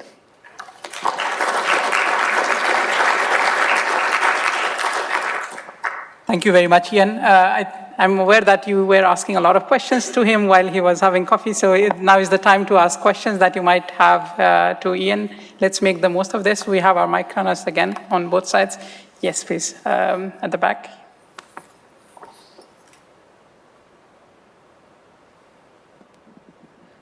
Thank you very much for your comments. My name's Suzanne Austin. I'm from the University of New South Wales, formerly a science diplomat for the British government in the unfortunate run-up to Brexit.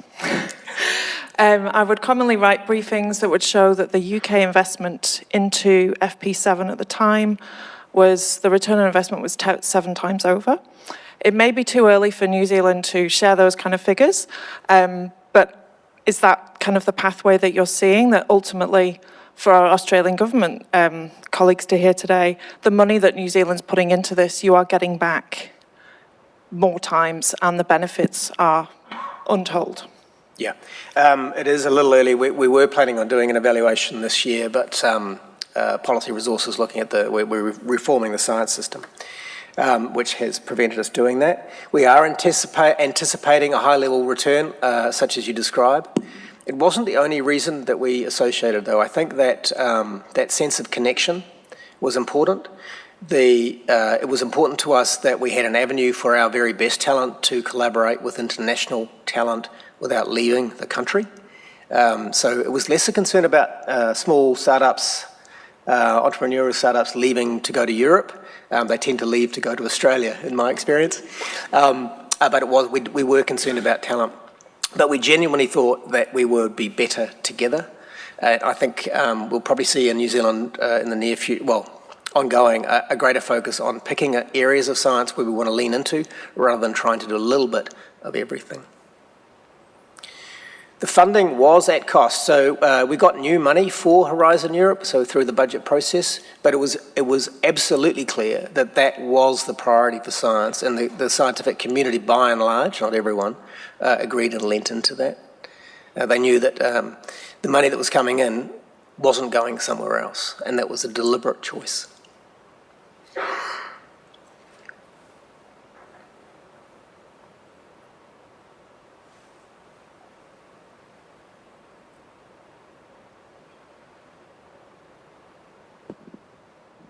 Thank you. Matt Brown from the Group of 8 here. Firstly, thank you for laying the groundwork for Australian association to Horizon Europe. It's a powerful dot point to present to government to say New Zealand's already done it. So thanks for that. A couple of questions from me. The first is, it seems like from your presentation there's bipartisan support for Horizon Europe, both sides of the political aisle. The second question is a little granular but still very important, which is indirect costs for research. If I read the documentation correctly for Horizon Europe in New Zealand, the New Zealand government is adding to the indirect cost amount provided by Horizon Europe, and you're ending up at about dollar for dollar for most of the pillars. Yeah, that's just a quirk of the way the science systems are funded in the different jurisdictions. So as part of Horizon Europe, we needed to compensate the research organisations for those fixed or indirect costs. Yeah. And again, that was a choice. We knew that going in. That was not a surprise to us. We knew we were going to have to do that, and we chose to. Yeah. Okay, and just say in Australian context, we don't get anywhere near dollar for dollar indirect cost support, regardless of where it comes from. well, I think many of the research institutions in New Zealand would argue that they're not getting compensated for actual indirect costs as well. But yeah, the bipartisan question, largely bipartisan, I believe. The current government has a very strong economic lens that they cast across science investment. The previous government was more of the view that all, I've got to be careful how I say that, had a broader view of the, well, both parties see broad view in science. The question is, with limited funding, where do you direct it? And the current government is very focused on the economic and the productivity lens. That's a very strong feature. Yes, I think with that, we would really like to thank Ian for traveling all the way from Wellington for this event. I just wanted to very quickly mention that when I've seen New Zealand not be associated at the beginning when we started Your Access, and I've seen them become associated. I've worked with the ministry quite a lot on the Horizon Europe roadshow that we do across New Zealand, and the amazing work that the NCP's put, and also your team, John, when he was still there, and of course, Mary and Ihana. So excellent work. Thank you very much for becoming part of the Horizon Europe family. We value New Zealand significantly, and the European countries that are looking at partners are looking at New Zealand with very much zeal to get them involved in Horizon Europe. So thank you very much for being the pioneer. And as aptly mentioned in the topic, you are a pioneer who set a benchmark for non-neighboring, non-EU countries to become associated. So thank you very much, Ian, for all your support with MB there. I think with that, we move on to the second panel of the day, which is on collaborating through EU programs, lessons and impact. And please welcome the panel moderator, Ms. Annette Whitman, who is the Chief Operating Officer at EMBL Australia. And I'll leave it up to Annette to bring her panelists to the panel board. Thank you very much. Over to you, Annette.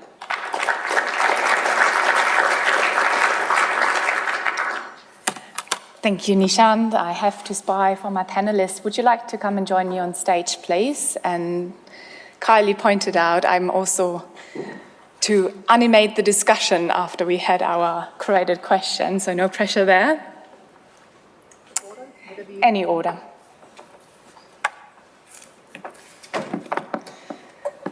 Well, thank you, Nishant, and also Ian for setting the scene. I would like to acknowledge the Ngunnawal people, the traditional custodian of the land on which we're meeting today, and I pay my respects to the elders past, present, and emerging. It's an absolute pleasure to moderate today's second panel. Building on earlier discussions today, we will focus on the lessons learned and on the impacts of some of the collaborations through Europe. I'm honored to be joined by 4 remarkable research leaders who will share their perspectives and their experiences of working across borders and working across disciplines. What I will do is I will briefly introduce them because I would really like to point out the diversity of perspectives and the expertise in the room.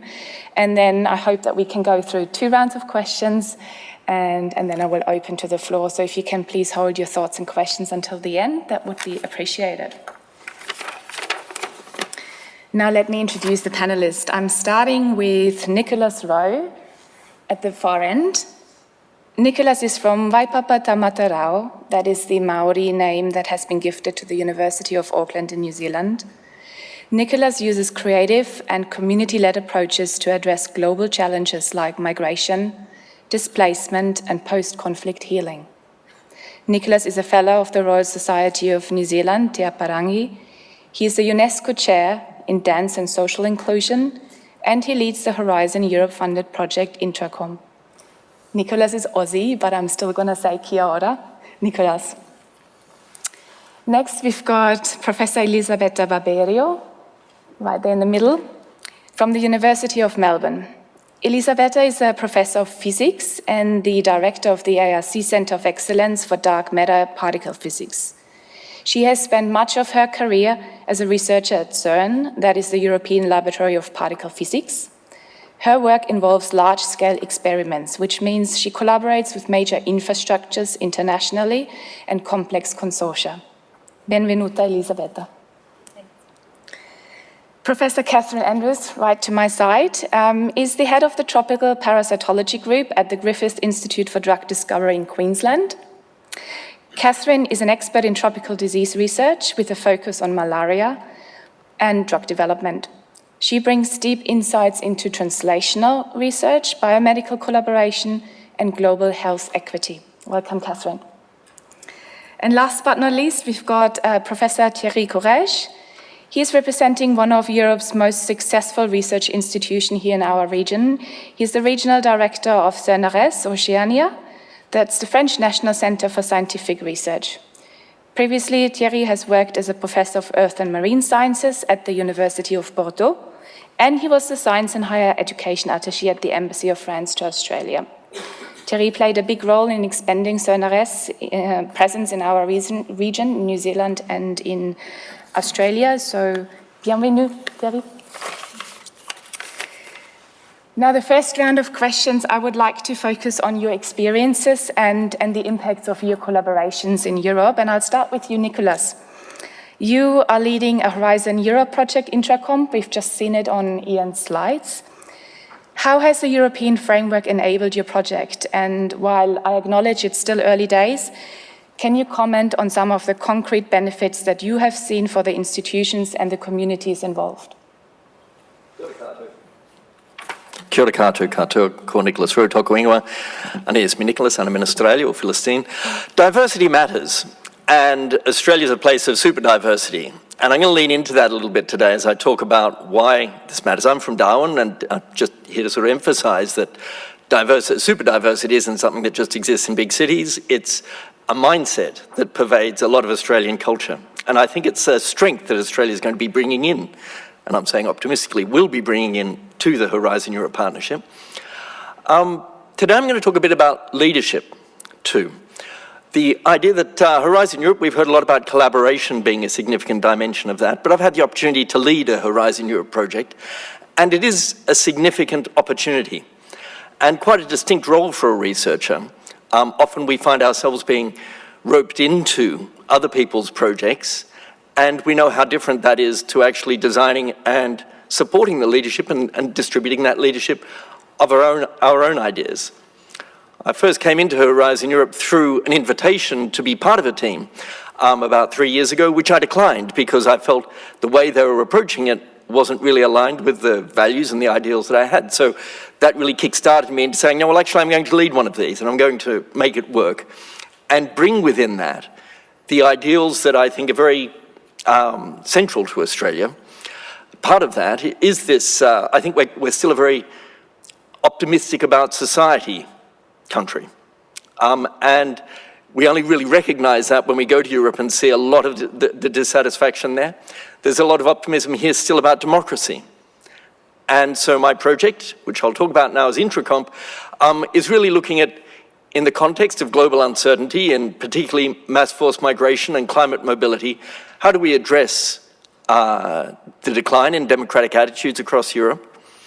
And what's the role of participatory arts in addressing that? How do we need to pivot in the way we function education to do that? So my project has 13 partner organizations, 5 universities, 7, let me get this right, yes, 6 NGOs and a government agency. So it allows us to really address this issue from a cross-sectoral way so that we can be assured that the policy aspects that we're coming into or that we're going to be coming up with are actually going to be viable.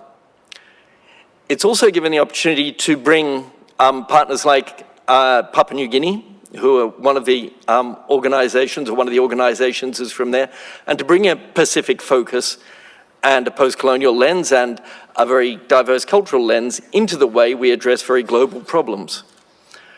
So I think if I was to first sort of advocate about what has been some of the most useful things about Horizon Europe, well, it's presented an opportunity for leadership that there's no way I could match that with anything in Australia or New Zealand financially.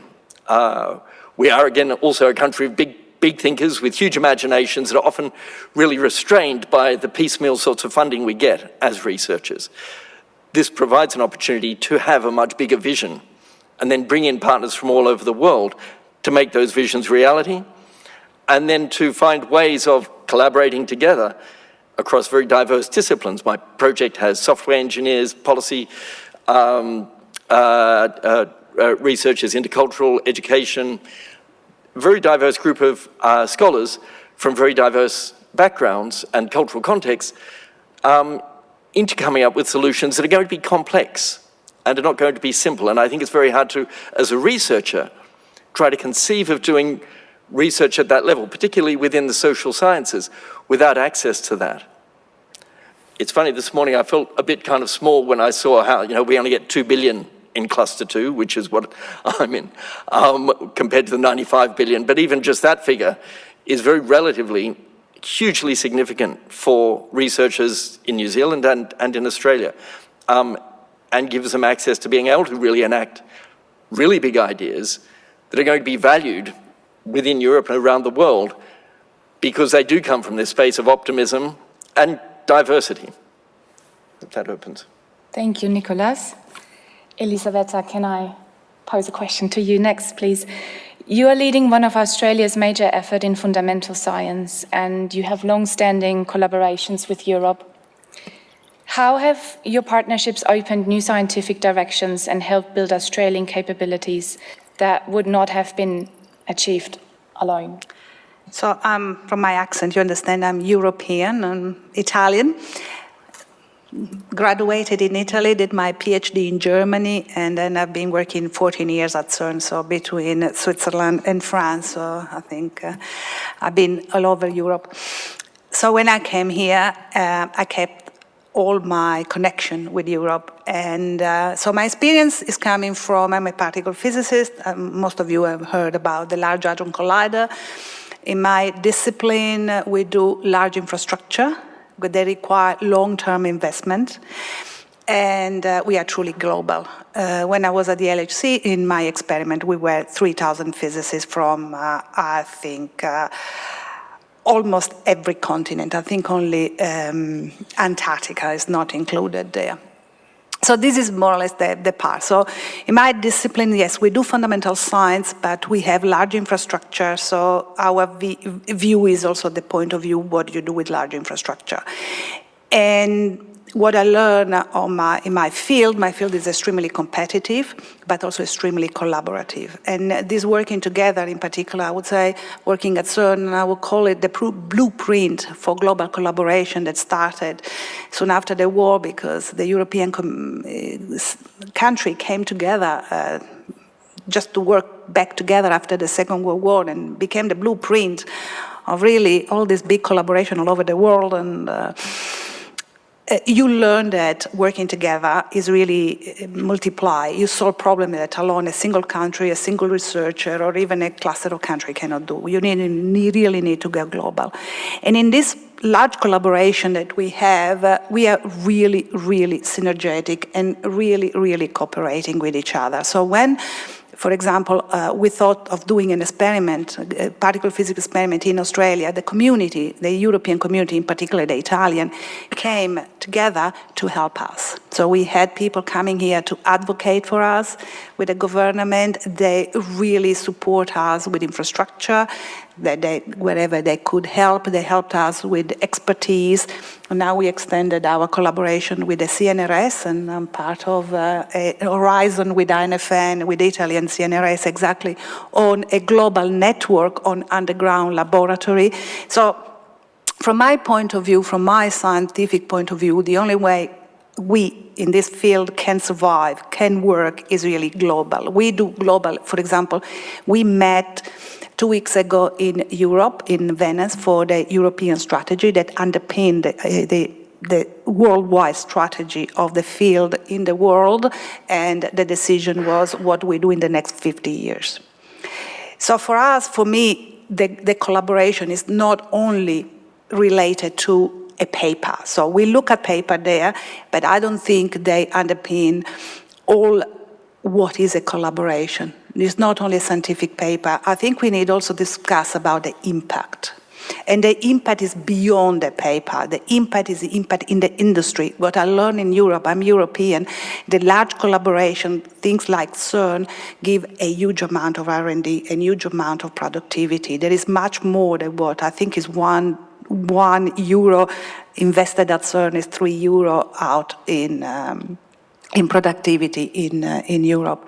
And so when I think about Horizon, when I think about all this laboratory, underground laboratory coming together, I also think about the ability of a sustained program for to plan and to have support to do different things, to engage industry. When you have large global experiment like what we do, we engage industry, but not only because we have a new idea and they get a new idea, because we need to set up new production line in an industry to do part of our experiment because they are so big. And this is require stability, require long-term planning. And I see really the horizon coming there. When you collaborate, you need a long-term vision, not only for 1 or 2 paper, but really to get out what we call impact. Thank you. And I do encourage you to hop on the website of the AIC Centre of Excellence just to get an idea what large scale means. It is huge. It is really quite significant. Kathy, you work on some of the world's most persistent and deadly diseases. I have to quote a very sad statistics. According to UNICEF data, 1,000 children under the age of 5 are still dying of malaria every day. Why is international collaboration, and specifically European collaboration, so critical for Australians who are at the forefront of developing new diagnostics, new drugs, and new vaccines for tropical diseases? So I guess I would like to start with a story about my own career. As a very young and naive scientist, I became an Alexander von Humboldt Fellow and went to Germany for my second postdoc. And this was game-changing for me. So I had done my education, my PhD undergraduate in Australia, and going into the European community and working in Europe, ultimately for 4 years, so I stayed a bit longer, was really eye-opening. And I think that was the first taste that I had that there is so much value in collaborating internationally. So not just cross-disciplinary collaboration, but collaborating across borders. I'm very pleased to say that I've had great connections with Europe since then. So I was funded under the previous Framework 7 program and received some funding from the NH and MRC. And I think one of the challenges we have in malaria and global health in general is these are such big problems that we can't solve by ourselves. We really need to think as a global community, and you'll have all seen the global health community coming together for the COVID pandemic. So we know we can do it if we're given the right frameworks and the right funding around us. We can solve some of these major diseases, but we have to work together. And so to me, that's why these kinds of collaborative opportunities that are underpinned by strong and sustained funding are incredibly important. So going back to the Framework 7 program that I was funded through, again, another game-changing moment for me. It gave me exposure not just to researchers in Germany, but also to researchers in France and Italy and industry partners who think completely differently to academics. I know we have some academic and industry partners in the room. We don't talk the same language all the time. So this is another reason why such big consortia like this that cross continents and disciplines are incredibly important. I guess the other thing for me that was is incredibly important is the opportunity for our next generation of researchers. If we are going to solve these huge problems, we need to make sure that we bring our early career researchers into these kinds of programs as well. And for me, when I was much younger, this was 20 years ago, as an early career researcher, the opportunity to participate very early in my career changed the way I thought forever. And this is incredibly impactful when we're trying to solve some of the world's biggest problems. So I guess coming back also to your comments about impact, really to me this is what researchers, academic and industry people, what we want to do is solve the world's problems and make an impact. So this is where being part of Horizon and being supported under these programs, we have the potential to do things that we just can't do alone. Thank you, Kathy. Thierry, you've worked extensively with institutions in New Zealand and also in Australia. You know the landscape quite well, and we've heard a couple of times today that Australia is a valuable partner. What makes our region an Australian institution a particular strong and valued partner for European researchers? And is there anything we could do more to showcase our capabilities and to strengthen that connection? Well, join Horizon Europe for Australia. That's the answer. That's a quick one. Now, I think it's interesting because I lead the office here for Oceania. So Oceania basically is Australia and New Zealand for us. And we've seen the difference in the last 2 years between Australia and New Zealand after New Zealand joined Horizon Europe. You see, in CNRS, so it's the French National Center for Scientific Research. And because we are French, we're very interested in working in the Pacific, for example, because we have New Caledonia, French Polynesia, and we also have a territory in Antarctica. And so we are very keen to collaborate with Australians on different topics, but particularly on Pacific studies, on Antarctic studies. And the problem we have is very often to find co-funding. When we want to collaborate, the problem is that, okay, you have your scientist in France, you want to collaborate with a scientist in Australia or New Zealand, and you say, okay, I'm going to apply to my own funding agency in France, they're going to apply to their own, or to Europe, for France. They're going to apply to the ARC or whatever here, but you never know if the two projects are going to be successful at the same time. So sometimes there's a delay, and it's not good for collaboration. Now that New Zealand has joined Horizon Europe, we can see the difference. I was in New Zealand last year with the CNRS CEO, and we organized an event for the universities of New Zealand and the Crown Research Institutes, and we invited them all, and we thought we're going to do an event about Horizon Europe and why CNRS is the most successful institute when it gets to getting funding from Horizon Europe. And we were quite surprised because everybody was there. It was a huge event, and we were very happy about that. And ever since New Zealand joined Horizon Europe, my phone is ringing, my portable phone, my mobile phone is ringing almost every day with colleagues from New Zealand telling me, okay, I work in such and such area. I know CNRS is successful in Horizon Europe, and you have a big network already in Europe. So how can we engage with you? How can you put us in contact with our colleagues in France and so on? So I can see the difference between Australia and New Zealand at the moment. And I really hope that Australia will realize the benefit of joining Horizon Europe. Yeah. I'll do a second round and then I open to the floor. I'd like you to focus a little bit on the challenges, the obstacles, the future opportunities, and potentially some missed opportunities. Nicholas, Ian outlined it was a very smooth process altogether. From a researcher perspective, can you share some of the obstacles that you have faced in the preparation phase, in the negotiation phase? And is there anything that you would do differently or any piece of advice that you could pass on to Australian researchers? Sure. So I should preface it by saying I'm a professor at the University of Auckland, but also to undertake this leadership, I became a professor at Nord University on a partial contract, enabled to do this.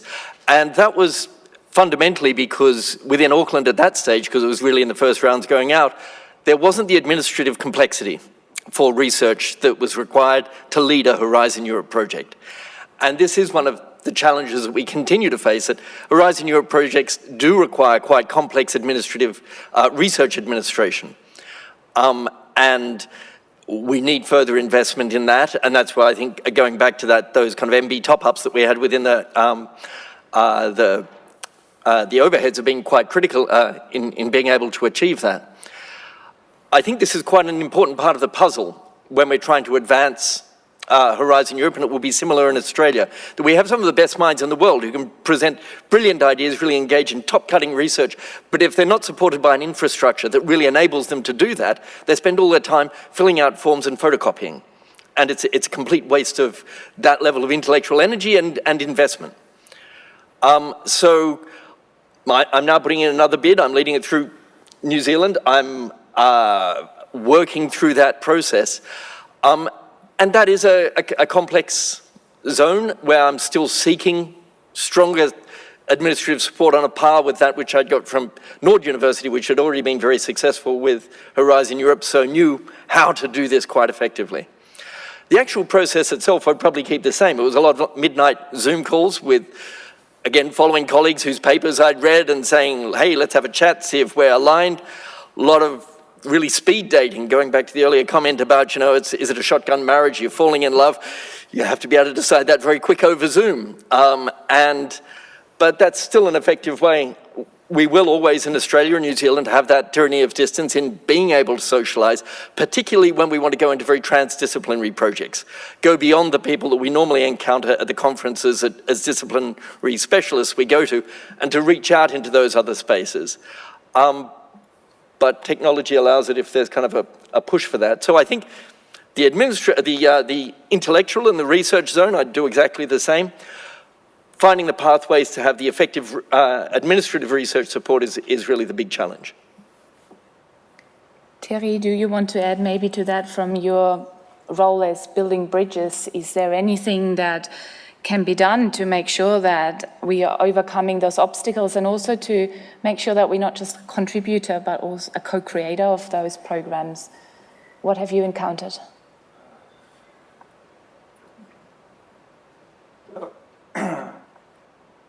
I think well,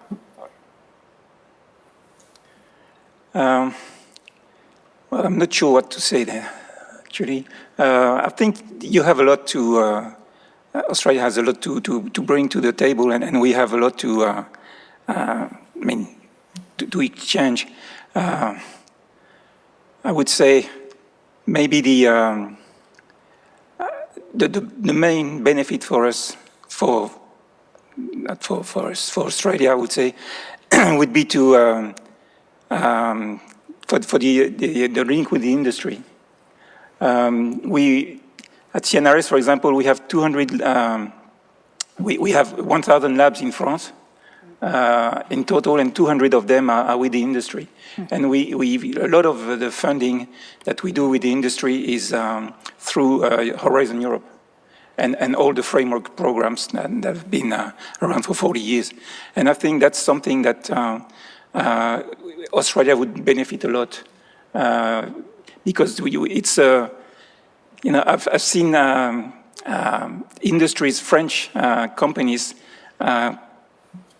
contacting me, for example, and saying, okay, we would like to come to Australia to do R&D. How should we do it? And the answer is not easy at the moment. And I think if Australia was to join Horizon Europe, that would be also a boost for this collaboration with the industry. Yeah, and coming back to what Kathy said, the language matters. How do we talk to each other to make that work? Kathy, I'm shifting gears a little bit, and I'd like to talk, you've touched on it already. It's something that I'm quite passionate about. I do work with young researchers on a daily basis. Tackling global challenges requires diversity and scale in ideas, in expertise, investment, and talent. How important is it for Australian early and mid-career researchers to have not only access to European funding schemes, but also those important leadership opportunities and access to the networks that come with those schemes? Look, I think it's incredibly important. So obviously I know this from personal experience, but also from my own PhD and students in early career researchers who've had opportunities to travel to Europe, for example, under the DAAD Universities Australia exchange program. It changes the way people think, it broadens people's horizons and gives them opportunities that they wouldn't have otherwise. I'd also like to mention that this is not just about academic laboratory researchers, it's also about the people who manage our national infrastructure. So all of us will probably agree here who are in the academic and industry space that the key and core national infrastructure in our respective countries really underpins all of our research. So exchange between our leaders in infrastructure management and exchange of processes and ideas and the latest technologies, the latest ways of doing things is also incredibly important and something that I don't think we do well enough at the moment. Certainly not in Australia. I think we need to support that better, but there would be so many opportunities under programs like Horizon to ensure that our critical infrastructure is and remains state-of-the-art to underpin our research. So I think it's a really big question. There are so many ways that our future leaders can benefit. We've already heard this from our colleagues over here. Leading these programs is incredibly complex.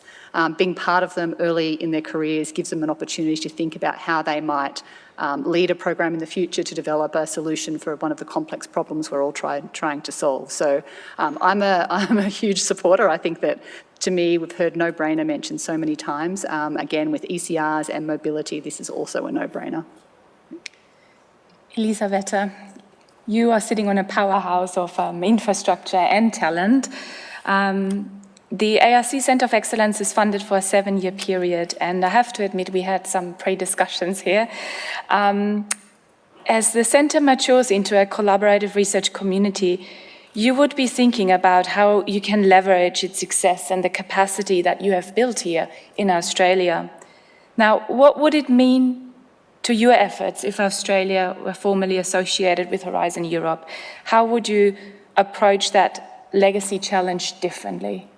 Well, it will be an incredible help because we have these 7 years of funding in which we not only collaborate in Australia, but collaborate worldwide. Recently in the center, we joined, the CNRS joined, and from the beginning there was the NFN.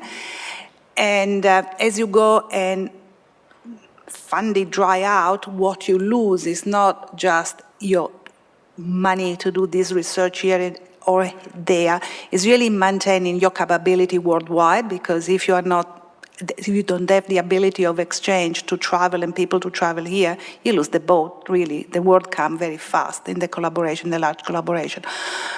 Also, all this talent that they were discussing, they got lost back, but what I come back is really the opportunity of collaborating together and maintaining this large collaboration worldwide, so your research is up to date and is still relevant, because Australia is far, and we need to be careful not to get isolated. The world is big, and there are large investments from Europe, China, and sooner or later back also the United States. So if we isolate ourselves and we don't follow what happens in the rest of the world, we don't work collaboratively with the rest of the world, we really lose all the investment we are doing in research. And this is also does with company, with industry, because I come from a field that is fundamental science, but we engage very much industry.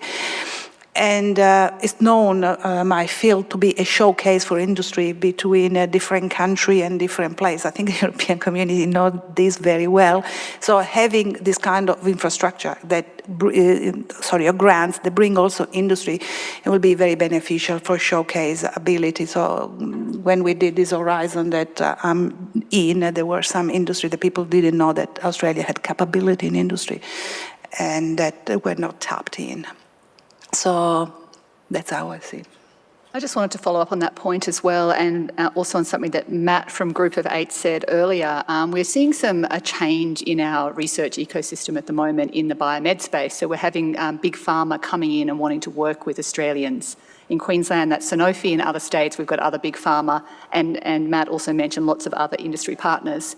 If we don't work differently with our industry partners, we will lose that momentum. So we need to embrace opportunities to be able to work on a global scale, not just a local scale. So my concern is if that we in Queensland don't harness the opportunities we've been provided, in my case with Sanofi, and that includes working together with Sanofi and other European partners in big collaborative organisations and research projects. I think Australia's momentum in this space is really going to slow down. So to me, there's a massive risk if we don't enter into these kind of partnerships that we'll lose some of our big industry partners. And it goes quite quickly. it's not that in the next 10 years, in the next couple of years, there is a large infrastructure over there in the world that can go, and European always work together, not only with our Horizon, there are many other schemes together. And then where it is, even in field where Australia is doing extremely well, the competition is fearsome. And I think, yes, the risk is that really to miss, to step back in research with respect to where we are now. Thank you. I think we can allow for some questions. Do we have questions from the room? Yes, please.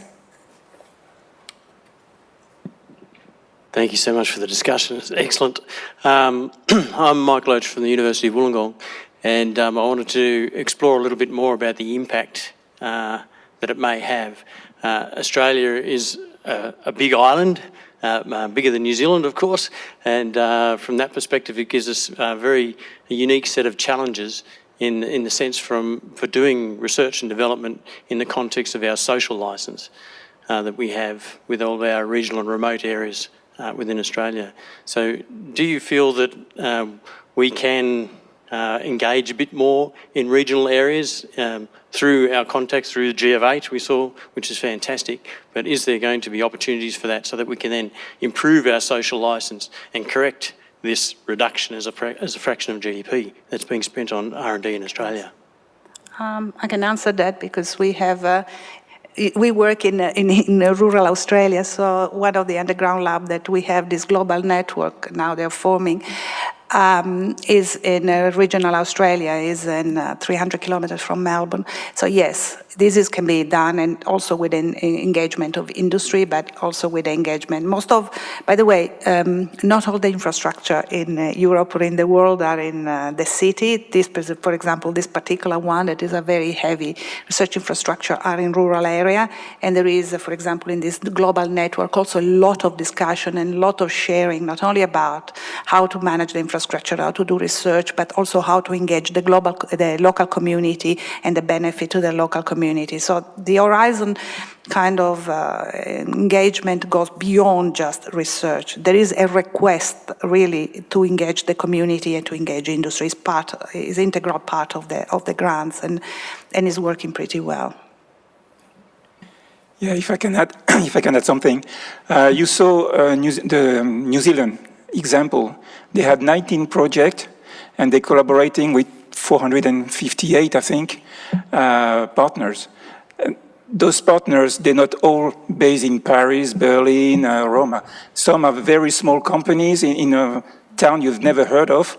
So Horizon Europe is really about building a network, a large network, and everybody's willing to participate in this network in Europe and now in the partners around the world. So it's not only for the group of 8, which I respect, but it's not the only one. And it's the same everywhere in Europe. You have a lot of small universities, small companies that are part of Horizon Europe, and it should be the same in all the countries. And I think it's part of the selection project, the selection criteria to have regional disadvantage or small industry. Yes, I could just add to that how important the distribution is and how deeply valued that is within Horizon Europe. Certainly when we're putting our consortium together, it has partners in Hungary, Slovakia, Greece, Italy, Serbia, Papua New Guinea. It was very much about not trying to go for who do we think is going to be the smartest person in Europe or whatever and impress them, but show that we're really trying to work locally in very diverse regions. And so I think you could feel safe that that's going to be an ideal that will be transferred into Australia as well with that research approach. You've sparked a lot of answers here. I just want to point out that Australia is in a really interesting position in terms of parts of our country being subtropical, tropical. And so there are immense opportunities as a developed first world country to partner in the health space and infectious diseases, but also in cities and climate and resilient communities and things like that. So we're uniquely positioned with our tropical and subtropical location, and these are in regional areas. So I think, yeah, great question, and there's lots of opportunities. Great questions, and you can see, even though very diverse in discipline, there is agreement. I think we can allow for one more question. I just try not to look at Nishant. Yes. So I just want to pick up on something that Nicholas said about interdisciplinary work. I'm also in the social sciences and humanities, and interdisciplinary work is becoming increasingly important there. And it seems to me that one of the great benefits of Horizon Europe for Australia and New Zealand is that interdisciplinary work is actually very hard to undertake here. Interdisciplinary work that has impact and that really does cross disciplines in a broad fashion. ARC has historically not handled interdisciplinary work very well. I don't believe it's improved that much in that regard. I've had a lot of experience with the ERC, however, and we do handle interdisciplinary well. We don't do it perfectly, but we do it pretty well. And the Synergy program is a very good example of a program that, while it's not just interdisciplinary, does enable money to be put into large projects that very often do span disciplines and to provide very, very good funding to enable that. And so I tend to think, and I'm wondering if you'd agree with, if the panel would agree with this, but I think if Australia and New Zealand are really to advance projects of a genuinely interdisciplinary nature across all of the sciences, then Horizon Europe may be the best opportunity we have for doing that. Yes, I'd support that, I think. And one of the key advantages, and I think we can see a big difference between interdisciplinary work when you're a minor player like from social sciences, humanities and arts, when you're just the minor partner, or when you're leading it, is a hugely different approach to research. It's wonderful to see another non-STEM person in the audience. I feel I've spent the morning speaking to physicists. So we may not be hugely represented here, but we know our impact is massive. And social sciences and humanities have huge impact in addressing the major societal challenges we have, yet often we find ourselves very much co-opted into more minor roles within STEM-based and STEM-led projects. The great thing with Horizon Europe is because of the cluster system and the pillar within Pillar 2, there is that opportunity to say, yes, it's interdisciplinary and it's led from diverse disciplinary standpoints, not just sort of tokenistic inclusion of an Indigenous researcher here just to fulfill a mandate for a biochemical study. Thank you for your thoughtful insights. I think that this discussion just reinforces that Australia's collaboration with Europe is not an abstract ambition. It's happening and it's impactful. And it certainly goes far beyond tapping into a larger funding pool. It's about building capability and strong international partnership. And it's about mutual respect for excellence and a shared vision to make a positive impact in the world. So since I'm German, as you may have picked up, I'm really keen to finish on time. That would make me very happy. And I've prepared for that by asking my panelists to think of one word, a one-word summary, one word, and I extend this moment of reflection to the audience.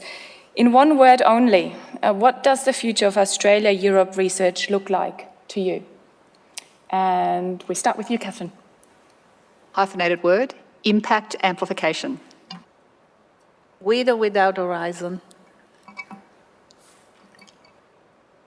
I would say fractal. Anticipation. I'm sure you're thinking of your words now too. Well, I thank you, and I'll hand over to Nishant. Thank you all.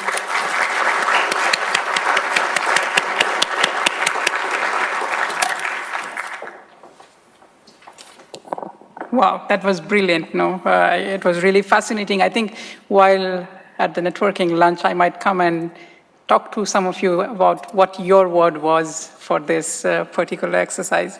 Very well done. Thank you, Annette, and all our panelists for the extraordinary 45 minutes. I wish we had more time with the type of conversations we had.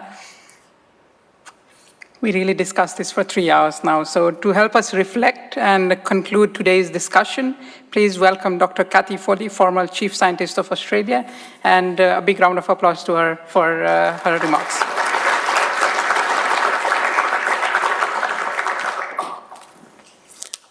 Well, thanks very much. And yeah, back again to see if I can summarise this amazing meeting. We started off with, first of all, the Academy of Science. Thank you for organising this, for Horizons Europe, Signe coming here and being part of encouraging us to think about this. We heard from Australia's Chief Scientist, Tony Haymet, a range of different people on different panels. But we've also got policymakers, we've got diplomats, academy people here, and of course a lot of researchers, and also a couple of startups by the sounds of things. And it made me think about, on Saturdays, my husband and I like to pull out the Saturday paper, and there's puzzles in it. There's one which is those of you who live in Sydney and in Melbourne will know the Good Weekend Quiz, where there's 25 questions, and together we might be lucky to get 13 out of, but when my whole family of, blended family of 6 kids and their partners get in, we usually get full marks, because we can't do everything ourselves and answer all the questions, particularly the ones which are the local latest ones where we'd have no idea who the latest pop star is that has done something incredible that's part of the questions. But when you bring people together, you can actually see the answers. Or the other one is the word whiz, where you have 9 letters and you've got to figure out what the 9-letter word is, and I'm dyslexic, so I've got no hope. But as soon as my husband points out, who can see it in a moment, I go, of course, it just pops out of the page. And sort of research is a bit like that, where when we work together, we can do more, we get different perspectives, bring in different ideas and different experiences. But also, once you see the solution, you think it's so obvious. And then people often degrade or devalue the outcome of the work that has to go with it. As someone who is forever respectful of anyone who could do anything with words, I get that. Give me a Sudoku puzzle, I'm all yours, but word whiz is not. But today we're sort of doing that idea of how do we solve the puzzles, the big challenges that the world is facing, as well as creating that human creativity that has led to us to be where we are today. I mean, when you look around us, from being cavemen and women through to doing the miraculous things that we do in the world today, has all been because of humans thinking ideas, working together and turning it into something that's made a difference. And the theme of today, Connecting Continents, is all about how can we do this now in the world that we're living in. I like the idea of a Eurovision comparison, because Australia's really into Eurovision, and I hope that if we get to that point where we sign up to Horizons Europe, that it will have the same sort of excitement and be having TV shows and everything that goes around it, because part of this is the long-distance relationship. Australians love to travel. We also love to connect internationally. We're also a very multicultural society where diversity and inclusion is part of our deep value system. We're also really comfortable with getting up in the middle of the night and doing video conferences from whether it's 11 o'clock to 4 o'clock in the morning. We want to be in there because joining in and being part of that is something that's important to us. And today there were some examples of, and we heard about how we can deal with these challenges, both the creating of new ideas and turning these ideas into solutions, is something that the Horizons Europe has got that ability to bring people together in ways which currently is not as easy. I also want to do this in terms of also that aha moment, which I've got, of how this actually fits into so many things that are happening in Australia, and right now is the time for us to really push hard on considering this opportunity. And the reason for that is, you just have to look at the world today. It's the geopolitics are something where it's hard to believe how much the world has changed in the last several years. That we've got really the European Union and Europe really stepping up and taking a leadership role in ways that possibly has been almost a renewal of their influence in the world. We've got the need to deliver on climate and adapt our world. Otherwise, we're not going to be in a planet that really is livable. We're seeing the coming out of a pandemic, which has really changed the way we interact, including incredible changes in technology, so that AI and even video conferencing and all those sorts of things are actually relatively new when we think about that. And And we're seeing some weird and wonderful variations in what diversity and inclusion means and how you actually scale, or whether it's about your own country or about you as part of the world. So we've got all these contextual things happening at a rate of knots. Every morning you listen to the news and think, what's happened overnight? Because most of the rest of the world happens while we're asleep. And there's always something interesting and different, and sometimes a little bit scary that's happening. And putting it in context of Australia, we're a big landmass, the same landmass size of pretty much mainland USA, but we're 0.3% of the world's population. That's about the same size as Shanghai's population, you know, sprinkled around the edges of this massive land. And yet we do about 3 and a bit % of the world's research. So if you do a multiply, that's about 10 times the research. Well, we heard that Europe does 6% of the world's population and does 17% of the world's research. So Australia is very efficient, and we actually turn what we have by collaboration and engagement and making every dollar count 5 times over, or actually it looks like 10 times over, is something that's really important to us. So we're also, we heard we're 13th we're 13th of the world as an economy, and so we're sort of a medium-sized country economically, and yet we're the 6th largest collaborator with Europe, and we, if you look at the Massachusetts Institute of Technology's Economic Observatory, it has Australia ranked as 4th in the world for research quality. So these are the sorts of things which Australia can bring to the world at large, and it's something where we do want to use our curiosity, and we do want to see the independence of thinking, and see how we can bring that together, as I mentioned before, with the tension of public funding, the social licence, but also the importance of us being able to do research that's thinking outside the box in a way that is safe and not feeling like if you're saying something that might be really quite hard to stomach because we're going down one pathway and saying we need to go down another, and I think climate change is a good example of that. It's something where people can speak up and feel safe. But also what we heard was some new arguments, I think, which we need to put to our policymakers in Australia. This is also about a productivity opportunity for Australia. Productivity is huge, not just in Australia, but also globally. And, you know, it's a bloody good investment. If you think about it, we heard that the average European Union success rate is 19% for Horizon Europe project success rates, and Australia's 30%. So we're good at applying for things. So if you do the numbers, chances are we'll actually end up doing really well. It's a good way of leveraging our scientific money and make it go further. So that's very productive. We're also looking at the change in contributions, so that we're expecting also to make sure that when we do research, we're not just looking at can we get more Nature papers or more science papers or getting an uptick in our personal research metrics. What we're beginning to see is a desire to make sure our research has impact, and that what does quality research look like is more than just doing something that is published in a fancy journal, but we're seeing it's being inclusive, it's being something that solves problems, that it shows a pathway to our knowledge, so that it does make a difference.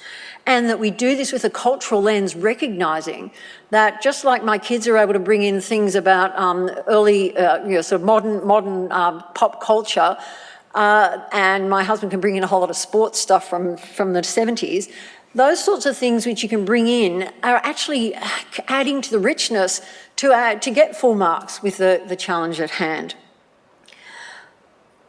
The other is also, now is the time for Australia. I was Chief Scientist for the previous 4 years for Australia, and it was really interesting to see how the country has changed in that time. It is quite extraordinary, and part of it is, I think, the consequence of a pandemic. Part of it is, the challenge of trying to work out how we can give evidence-based advice so that governments can have the best information and policymakers have the best information so they can make the right decisions that are going to progress us in the way as a nation, and how we fit in the world, how that can come through. So if you think of things like I was involved with the development of the National Science and Research Priorities, we've got Future Made in Australia, we've got research infrastructure being considered. We've got the NHMRC and Australian Research Council all reviewing things at the moment. And of course, we've got our strategic examination of research and development. And there's probably other ones too I haven't listed. But what we're hearing from all that is that we have got a big gap in our engagement with in the research sector. We have our government investment in research is probably about par. It's a little bit below where it needs to be, but it's not that bad. Higher education investment in research is the highest in the OECD, but our investment from industry is the lowest in the OECD. And that's because we're a country of small to medium enterprises. And when we say small to medium, we mean small or micro. Where about 99% of our businesses in Australia are small to medium enterprises, and 70% of them have less than 20 people. So how do we actually get those small companies to be able to innovate? And we heard that this is a perfect vehicle for that, because part of our problem is we do not have multinationals in Australia investing in research. And so can we use this as a way and a lever to be able to create that? Because there's a fact Australia has to face. We are a country that has a goodly amount, about 16% of our exports, which is our prosperity as a nation, which has been really good. Australia likes being a rich country, but 16% of that's going to disappear by 2050 as we transition to dealing with climate change, fossil fuels, circular economy, and so on. That's about $150 to $300 billion worth of exports that have to transition. So how do we transition that to use a great information and knowledge creation, knowing that we only do a small part of the world, so we've got to collaborate to get there? How can we make sure that we can transition our economy and do this in a way that leads to the outcomes that Australians desire? So one of the things which was really exciting to see was that Horizons Europe's Pillar 2 is absolutely aligned with where Australia is going. And I did, on the back of it, we've got a preview of the slides, and this is the different pillar topics, and just in my handwritten things are the 5 different areas of the research priorities, and they absolutely map in a way which means that this is something where we can show that this is a pathway to leverage our investment so that we're able to deliver on these, because the priorities for Australia are not ones we can solve alone. We'll only achieve that by coordination, by a collaboration, and building up that diversity and scale and interdisciplinarity that we saw before. I think one of the things that's really interesting is that we should also be really grateful that Europe is actually open and generous for Australia to join in. It's something where it's showing leadership, and I really want to acknowledge that. We need to partner with shared values and make sure that Australia and the world is doing its best to make sure that we can build on where those values are to be the world we want to be. When you look at the news every day, you think the world is falling to pieces. And we need to be the ones that allow a pathway forward to do different so that we have the outcomes that are allowing us, and research is really important to do that, to be able to have a pathway with the evidence so that there are ways of creating the world which we know can be better than it is currently. So to finish off, we've heard that it's not going to be easy if we are going to see Australia joining Horizons Europe. It's not going to be easy like join and bingo, magic happens, and you're going to get lots of opportunities to engage. We heard that it's something where we have to be organised, we have to plan, we have to make sure it's administered properly, and that we actually reach out to bring together multidisciplinary, broad-reaching projects which aren't just Australian-centric. The other is also, we heard some really nice quotes. We heard the JFK, we said not what the country can do for you, but what you can do for the country. Well, I'm going to change that to say, it's not what the world can do for you, but what you as a country can do for the world is something which I think we're beginning to have to come to tackle, and is going against the grain of some of the anti-globalisation that we're seeing happening. We also heard the quote that science belongs to humanity. And those who are researchers, and when we say science, I mean science in the scientia broader set, We do have to remember that. As researchers, we have a responsibility to make sure that we do what we can and not rest until we share the spoils of our hard work and our labour so that it does make a difference to humanity. I wanted to add one more to bring it all together, and I thought I'd type into ChatGPT, can you give me a good quote to finish off this? And it didn't have one, so I'm making one up myself. So we heard that we have to keep the momentum going, but we need to work together and we need to be coordinated and make sure that I wish I could read my handwriting, that we do this in a way so that we've got the end in mind and they're not worrying about who gets the best science paper or who's going to be the best country or who's going to win on whatever metric we love measuring things with through sort of Web of Science type metrics. But actually, how can we make sure that we're doing it where we don't care who gets the accolades, that we do it in a way where the win is that everybody wins, that it's one where we end up with the world that we want it to be, and that we've got a pathway to be able to deliver science, research, multidisciplinary at scale with the inclusion of those who are like-minded in the way that they have a vision for the world, that it's one that we are joining together to be able to deliver on that so that we have the impact and are able to see that the investment, which most of us are, we heard there's a private sector, which is great, but there are a lot of research is done by public funds, that we need to make sure that that is trusted work that is then taken on and makes a difference. And so therefore, I feel, having come in today feeling like the world is falling to pieces, that we are at a difficult time where everyone's bunkering down and doing their own thing, to saying, actually, that's not the whole world, that's just part of it. We can do different and show differently that we can work together in this way and have the impact and make a difference and solve those big challenges so that we do have a humanity in the future. So my little grandchildren will have a world which I'm proud to leave for them. Thanks very much.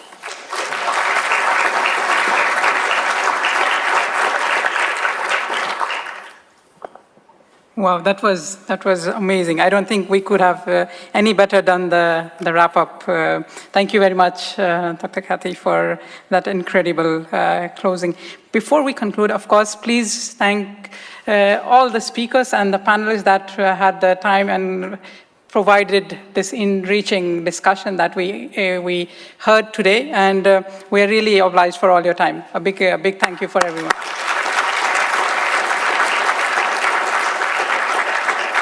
Now, before we go for lunch, on behalf of the organizing team, please allow me to thank a few people without whom this event would not have been possible.